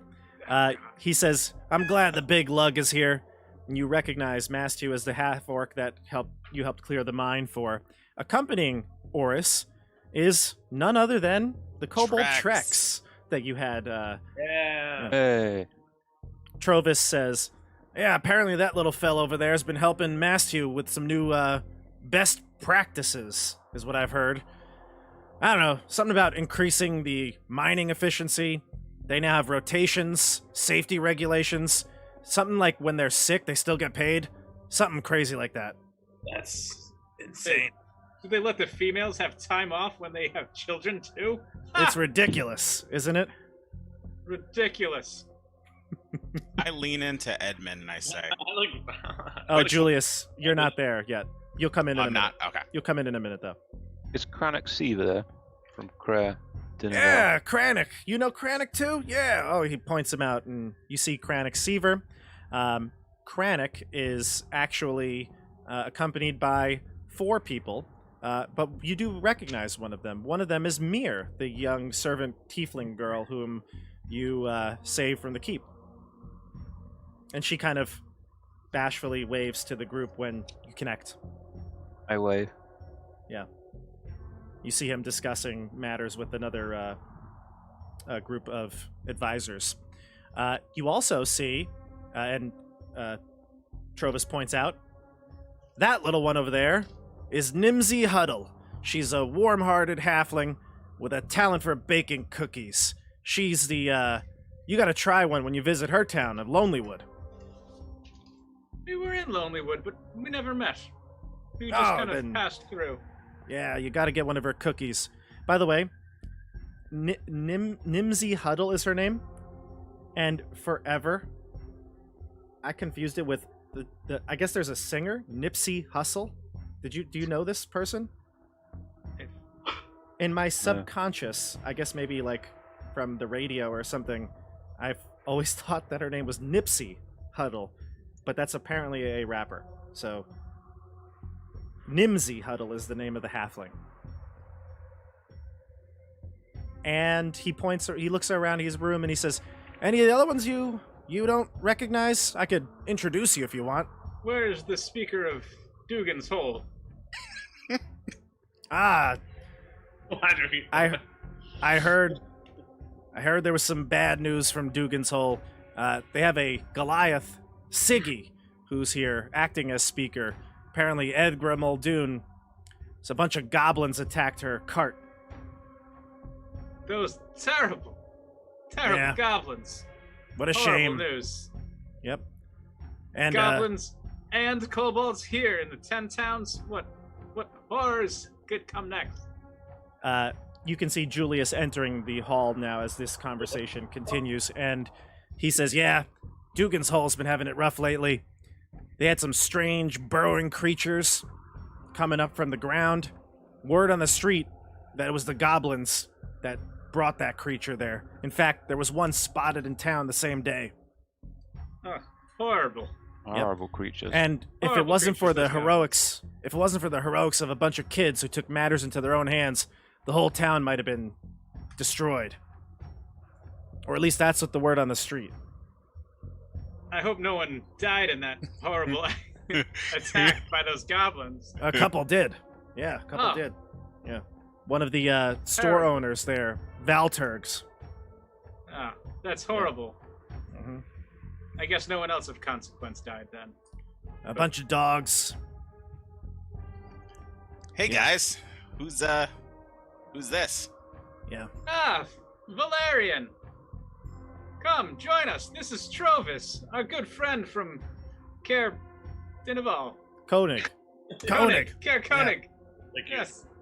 All the Julius, cares I get confusing. Julius, he gives you a big hug when he meets you, and you can smell the wine on his breath. Hey, buddy. Thanks. I do like one of those pats. So, are all Travis here is the one who introduced us to Elias. the old man. Yes. We're great friends. Well, the old man did certainly prove himself in that last battle. I'm quite impressed, Elias. We seem to be the best fighters of the group. You can protect Rogaal and Edmund. Our Yeah. prowess. How about fighters? He says, Trovis in a whispered tone, as much as he can whisper, says to you, "Hey now, eyes up. That's Shander Froth." And he points out a dwarf who enters with a couple of advisors as well. He's the newly elected speaker of Goodmead. He's a former Battlehammer dwarf, logger. Now, he's the speaker. He's spineless. He tried to screw me over, and Kerr Koenig a few years back with pricing. Now, he's important. Pals around with Nairth. Gotta watch that one. Speaking of Nairth, There. is he here? And almost in a perfect timing, you see Nairth. Your eyes focus on him for the first time in, well, first time ever. Actually. Ever. I think none of you have actually met him. You've only heard of him, but it's clear who he is. He enters into the hall, and he has an air of him around him. He walks in, leading in front of his militia tiefling deputy, I Scath. ping my divine sense. Okay. What are you trying? So it's you're Wanna looking to see if he's like- undead or. Yeah, none of those things will ping. Not in this room. Actually, wait a second. Yes, it will. You do sense undead. You do. From there. No, from Trex. Oh my god! I'm like shocked. I'm like when I'm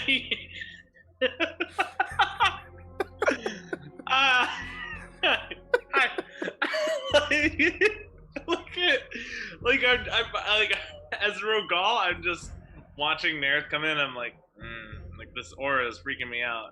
All right, I'll ping But this. it's And then Trex. all of a sudden, Trace is like, "Oh shit! Is he a zombie?"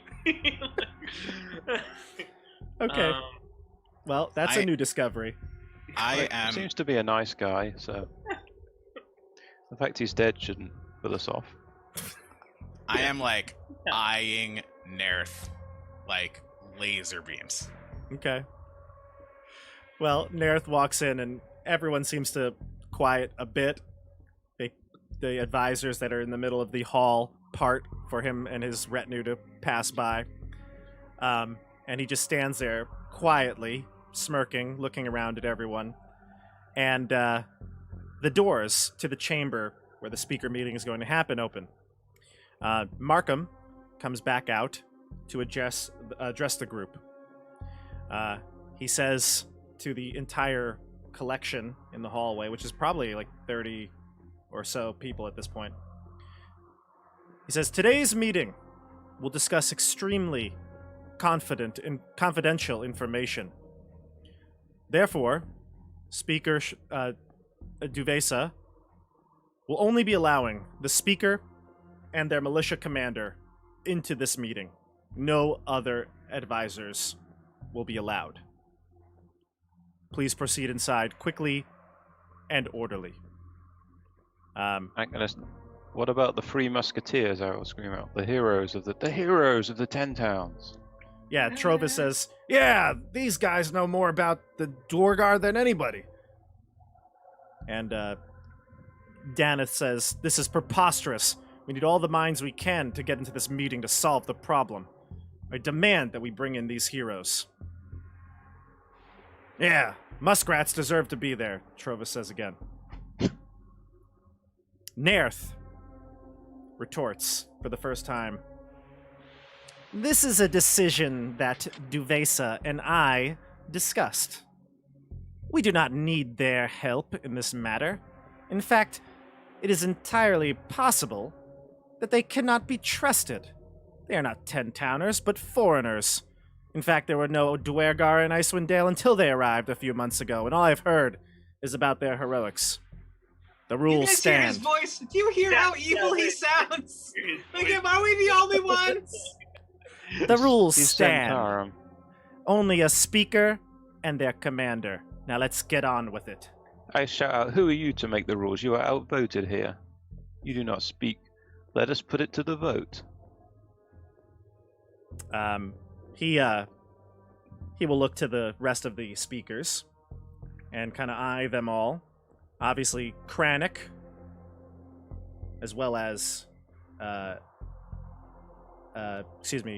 Trovis. Daneth, and Trovis for certain will vote for you. And he kind of eyes all the rest of them, and they all kind of put their hands up in his side. So he says, there you go. So he's got, I guess he has himself, Duvesa, who Duvesa's not there. She's not in the hallway. She presumably is in the chamber. But he's looking around. The halfling speaker will raise her hand. Froth will raise his hand. And a couple of others. The half-orc, Oris, he's kind of like 50-50 on you all. And the Siggy, the Goliath, will kind of... She's a little unsure of what she should be doing. But he says, see? We outnumber you. 4-3. Now, let's get on with it. Trovis says... I was going to lean into Trovis and say, hey, Trovis, how would you like to enlist the leader of the Three Musketeers into your militia? He says, that's a good idea. Hell with it. He grabs ROGAAL'S arm and says, hey, here's my militia, Captain. And he looks at Julius, and he gives you his bottle of open wine. And he says, here, hold this. I take a swig. And he says, come on, militia captain of Caer Konig. You grabbed the wrong one. I'm performative. And I'm like, yes, sir. And I go along and I make sure that I just keep moving. I like emotion. That is the wrong. Travis, you grabbed the wrong one. Go forth! Go forth, fearless leader of They're already in the room. the renowned Three Musketeers. That is not. CJ, Imdra. Right before like the door closed behind us, I look back at Elias and I go, wink. Is that allowed to stand? Can you get away with that? Yeah, No. it's fine. CJ, Perfect. Imdra Not will. allowed to do that. Imdra's going to stand right in front of you and kind of silence you. And she takes off her badge and pins it on your coat. And she goes, you're the militia captain of East Haven now. You can fill us all in when you get out. Who does he give that to? To Certainly. Edmund. Wait, Edmund, oh. Imdra gives Edmund her militia badge. And she says, I will do you proud, Imdra. Do not Why worry. did she give it to him and not me? I am friend to elf and man. Wink. But it's okay. Kranich approaches and says, well, I do owe you one for saving my life from that evil devil-worshipping cult. Elias, will you accompany me? Okay. So you can join as Kranich's guest. Siggy comes over to the group, the Goliath towering over Julius, and says, are you one of the heroes of Icewind Dale?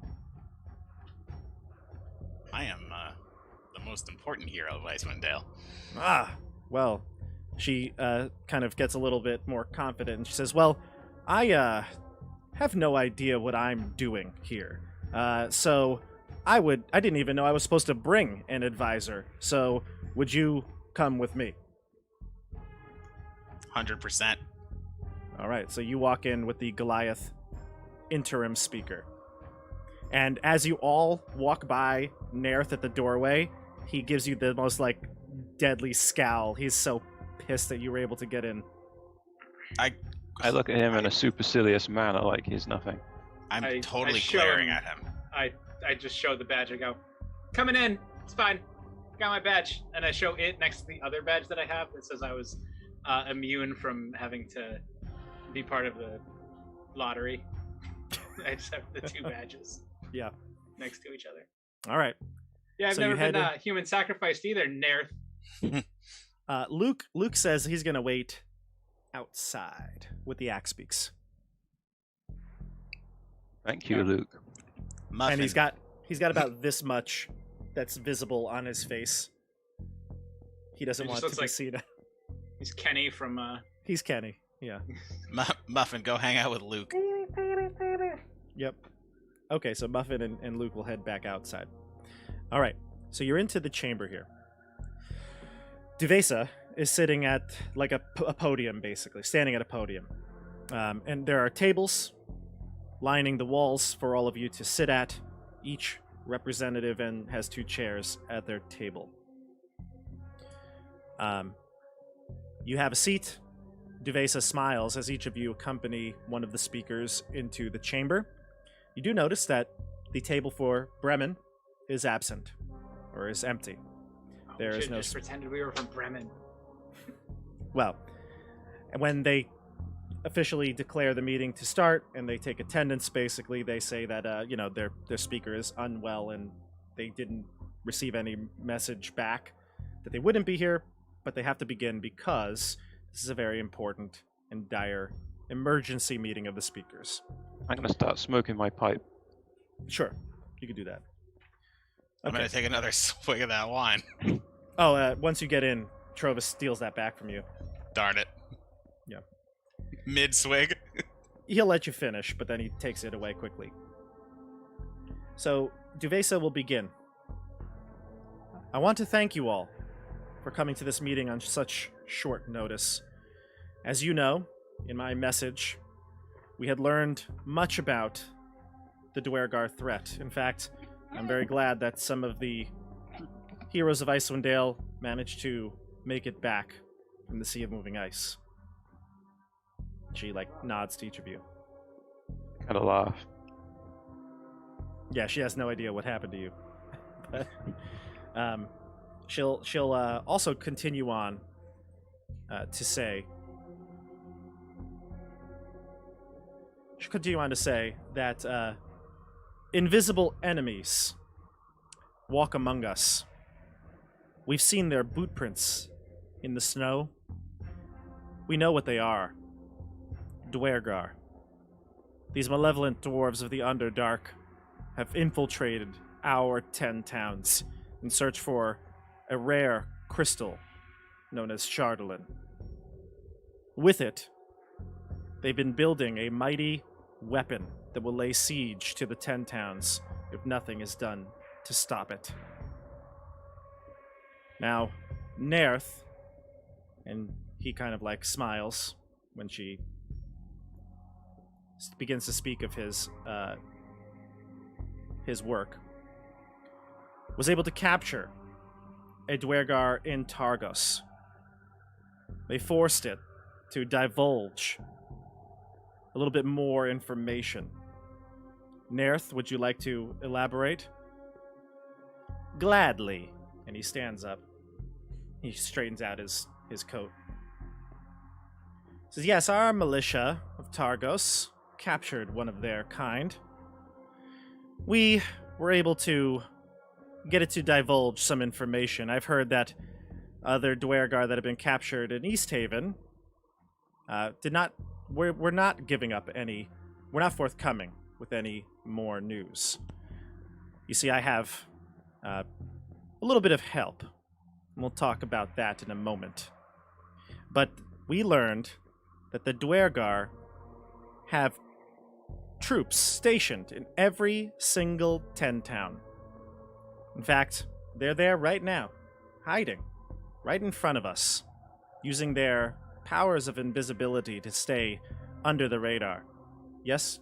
You're raising your hand? Yes. Okay, in the meeting, Yeah, you're yeah. raising your hand, right? Right in the Okay. meeting. And he says, put your hand down. This is not a classroom. Do you put it? You put your hand down, I assume. No, Oh, you keep it up. I'll keep it up. Then if he's gonna do that, I'm just gonna keep it up. He says, "Typical foreign adventurers. They think they can meddle in our affairs." He says they are led by a leader called Zardarak Sunblight. He aims to conquer the 10 towns and destroy all of us for the good of our civilization. You must allow me to take control of this situation. Does anybody have anything to say? Boo! It's very awkward in the room. Boo! His hands clasped in front of him. He looks out at all the speakers, continuing to smile, ignoring your boos. He says, "You see, while some heroes go off on adventures and follow their desires for coin and treasure, some heroes are keeping the safety of the 10 towns at heart. I have been in communication for the last year or so with a group called the Zentarum. Boo! Now, I've spoken with some of you privately on this matter, and you see, what's his name? Froth, the dwarf speaker of Goodmead. He kind of shakes his head and nods in approval. He says, I've spoken with some of you privately on this matter. I know that they have a reputation in the South as being very unconventional. But the truth of the matter is, they get the job Evil! done. You mean evil! Boo! He says, you will be silent in this chamber. And Duvesa echoes and says, you must allow the speaker from Targos to continue. And I slump down to my chair and I yell, angry. I'll let him finish, but we'll have to discuss the fact that the Zentarum also have a tendency to break into other speakers' chambers. He says, now I've spoken with the Zentarum for the past year. I was worried that after the first year of long winter that we were experiencing, that we would need a group of professionals to help us keep up trade and protect the Dale from threats while we were most vulnerable. I have a rather formidable group of them in Targos who have been helping me run things more efficiently. They've really changed my perspectives. I can station a garrison of Zentarum in each town to alleviate the work of their militia. They can aid directly all of the speakers, acting as personal guard and advisors. This way, we can ensure the security of a Dwergar invasion with a more unified, professional fighting force. Most of the speakers, after he's done with his speech, whisper to their militia captain and kind of look around the room to feel out what the tone is. Some of them seem to be nodding as if a logical conclusion has been made. Is Daneth the speaker of East Haven? Daneth is East Haven's, and he has Edmund sitting at his table. Elias, you're with Kranich. Rogal, you're with Trovis. And Julius, you're with Siggy. Now, Daneth was on a trip to see Nerth when the Zentarum attacked, right? Daneth went to, Tourmaline. Okay. I asked to be allowed. I just don't know if he was filled in about the Zentarum trying to steal the cauldron. Oh, We told Daneth him was. about that. Yeah, we Daneth told him was. about it. Okay. Yeah. Yeah. You can all discuss with your speaker. You're too far away to talk to each other privately. I wish to be allowed to speak. Kranich looks at you and says, you have the floor, my friend. But obviously, as Duvesa has to call on you, but, he will let you speak if you want to. So can I speak now? Yeah, I'm just going to see what everybody wants to say to their table Yeah, first. okay. Oh, I would just tell them about how the Zentarum broke into Daneth's chambers to try to steal this cauldron. Siggy says that, in Dugan's Hole, we've been so preoccupied with all the very strange threats that we haven't even had the time to think about Zentarum or the Dwergar, so you're more than welcome to speak for our behalf. They seemed to have already been stationed here. to for nefarious means. Yeah. What was that girl's name? Florence, the librarian. Prudence. Prudence. CJ, do you want to say anything to your speaker? I mean, I just tell Dan that we know that's not true, and He nods. you know what happened in East Haven. There are plenty of other ways to protect the 10 towns, and for Nerth to sully the names of foreigners and then reach out to foreigners like the others in Tarim, he is a hypocrite and a liar. He's beyond saving at this point. The Zentarum have their claws in him. Too deeply, I fear. Rogal, do you say anything to Trovis?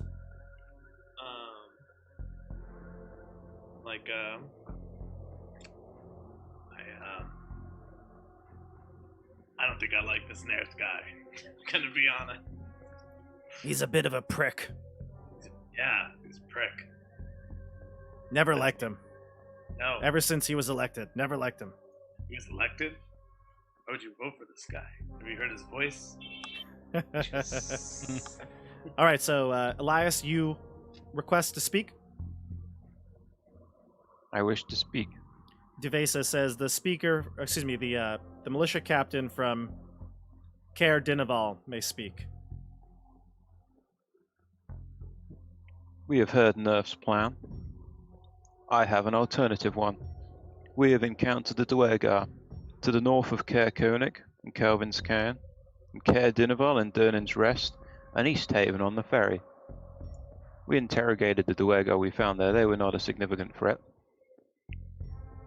We happen to have found out where they are building this weapon, and a few Zentarum bounty hunters will not protect you once they have built the weapon.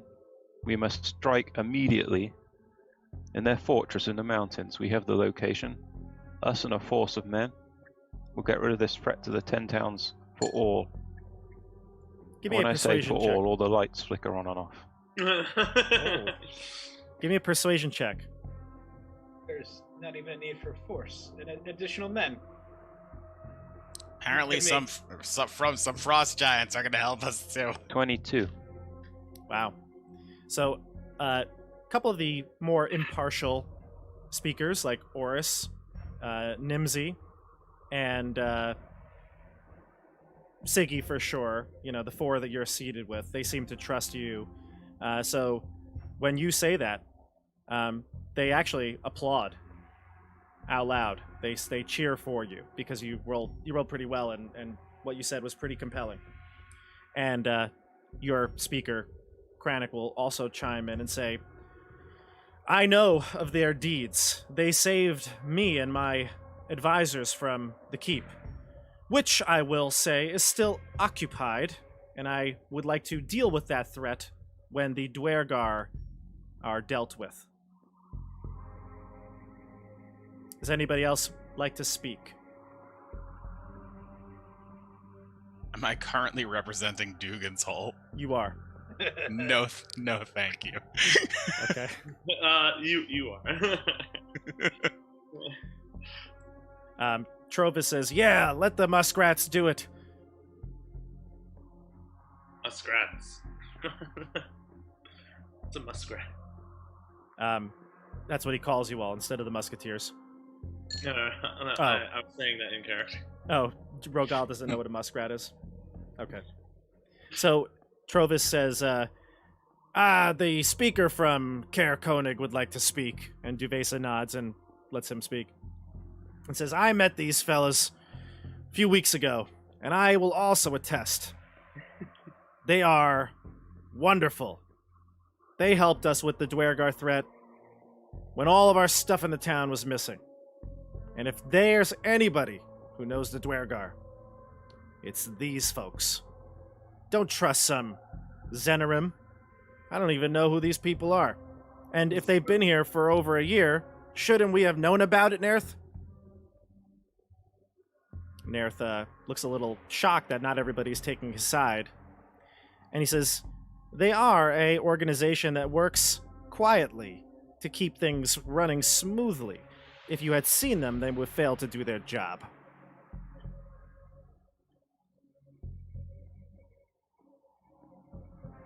You want to trust 4 rogue drifters? Then fine. We can do that. But my Zentarum will protect Targos, and they will not protect your towns. Perhaps you should send the Zartarum with us to deal with the fortress now. Earn their pay. That does sound like a possible opportunity to extend a branch to you. No, we don't want their assassins following us. They'll just kill us on the way. And what of Prudence, Nerth? Excuse me, they are not assassins. They are I'm working. from the south. I know what you are. Thugs and assassins. Attackers of the innocent. He looks to Duvesa. I will not stand for this insult in this chamber. What of Prudence, Nerth? Was she sent here to East Haven to protect? I don't know who you were talking to. Prudence? Who is that? A Zentarum spy stationed here in East Haven. What's his name? Daneth. Daneth will chime in and say, while she hasn't admitted to being a part of the Zentarum, it's clear that a group similar to them entered our town hall to take our cauldron that we have been using to feed our citizens. We gave you that cauldron. Yes. He knows. He knows that. I chime in. We gave you that cauldron. Yes, that's why I am supporting your bid for dealing with the Dwergar threat. ROGAAL now wants to take ownership of a cauldron and wouldn't allow me to bring a tusk home with me. And isn't that something, Nerth says? The Speaker of East Haven, the 3rd largest city of the 10 towns, having a food source that never goes dry, and they don't want to share that with the rest of the 10 towns. And all the other speakers start to get a little, like, whispery, and they kind of chat with each other, and they look down towards the East Haven. Edmund, they look at you and Daneth. What would you have East Haven do with its food source? It is not able to feed everyone within the 10 towns, and it is East Haven's by right. It is theirs because they were the ones who sent us to retrieve it from the caves where it was found. Give me a persuasion check, CJ.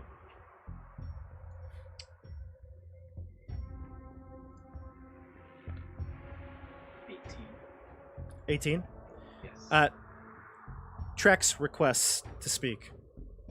And Trex says, if it is possible that there is a food source that we could all share, perhaps this cauldron, you said, could spend time in each 10 town, perhaps a week at a time.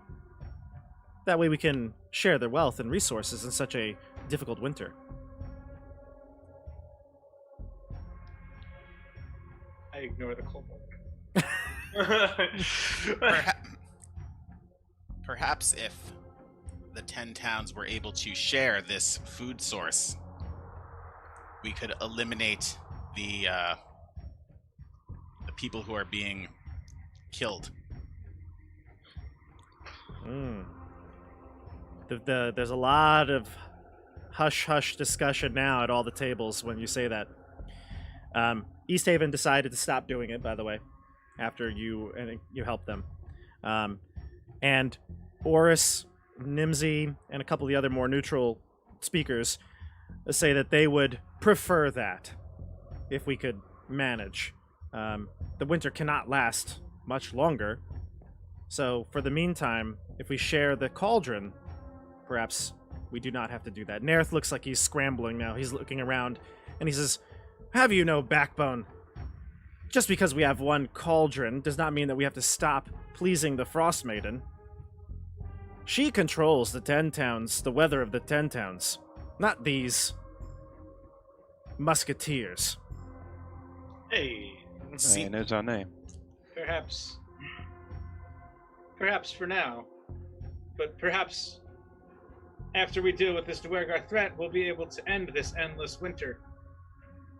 We have ideas ways in which we may be able to end this for all of the 10 towns.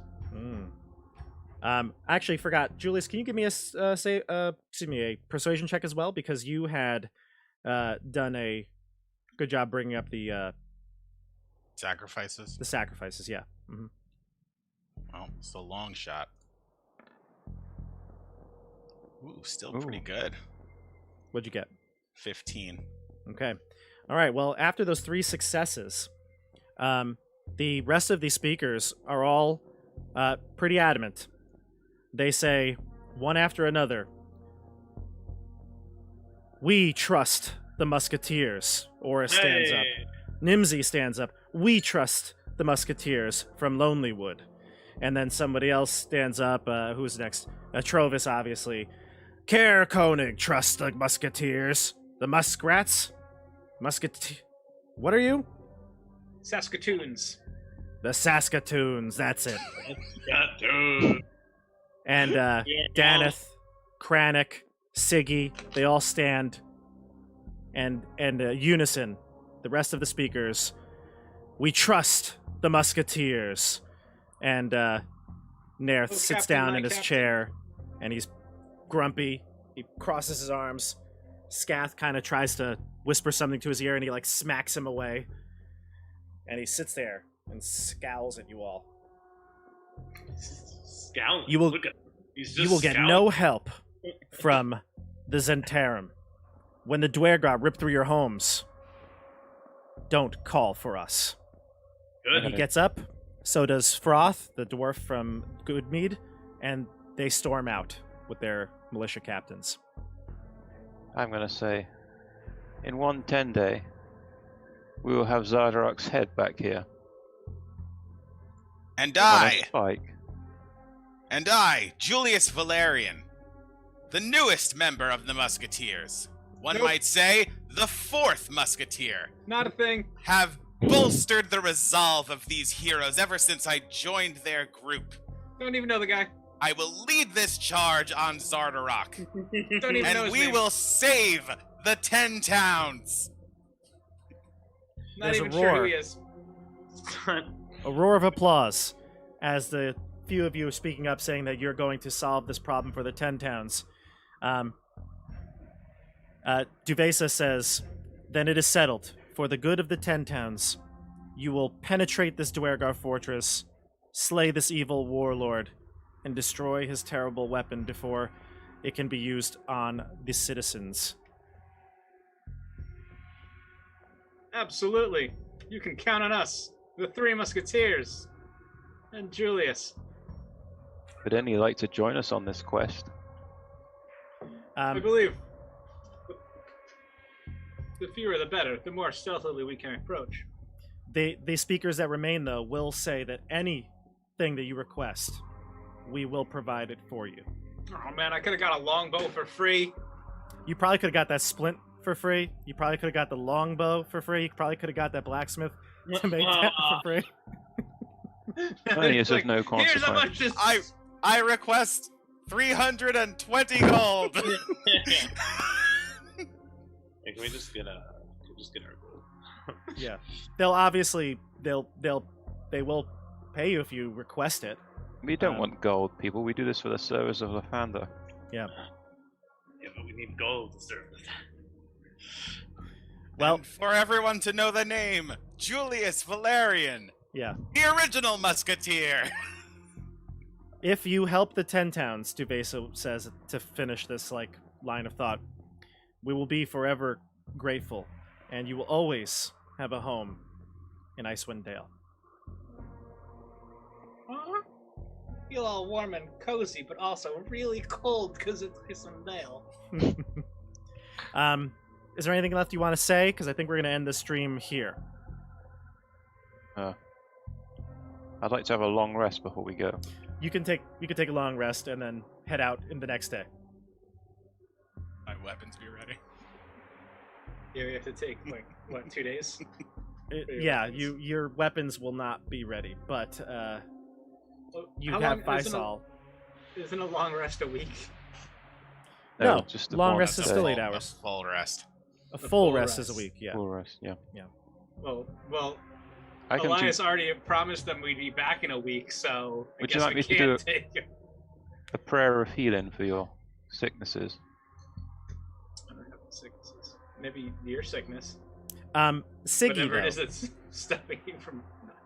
Siggy, the Goliath interim speaker from Dugan's Hole, says that even though she is technically a speaker for the time being, she doesn't feel much like a speaker. She's not that type of person.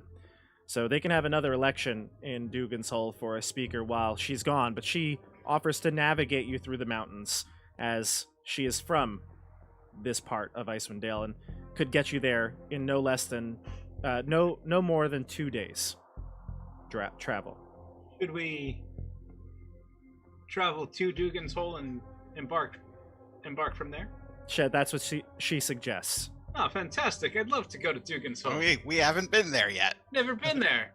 I hear you're in need of a new general store, but I would love to see the town. You're more than welcome to visit the sites. We have the 20 Stones of Thune. Oh, that sounds fantastic. Yeah. I would love to see your town. It sounds so fantastic. It has not been so fantastic lately. I've just never been in Dugan's Hole. Do any of these speakers have like magical gear for us? No. Provis had some cool armor. Again, he was an adventurer Right. in his previous life, in his I just healed adventuring your days 12, he by had the way. that. Say it again, Andrew? I just healed everyone 12 hit points. Oh, okay, cool. Well, we'll just, at the start of next stream, we'll just, over the week, we'll prepare. You can tell me what you're buying or what you want. So they basically are going to give you anything you need for this journey. And we'll talk all about your stats, hit points, where everybody is, and then we'll embark on the journey to Zardarok. Are we leveling up? Not yet. Okay. You're close. Very close. Not yet. Okay? Everybody good? Yep. All right. Good. Thank you for watching the stream. It's 11 o'clock here on the East Coast, so we're going to sign off. If you would like to catch more of the Icewind Dale series, you can check out the playlist on YouTube. Don't forget to like and subscribe to the channel. If you're watching us on Twitch, please follow. We stream every Tuesday night. This was an exception. We did a Wednesday this week, but normally we stream on Tuesdays at 8:30 p.m. Eastern Standard Time. All right, everybody. Say goodnight. Good night. Good night. Good night. We'll see you on the tabletop. Bye, everybody.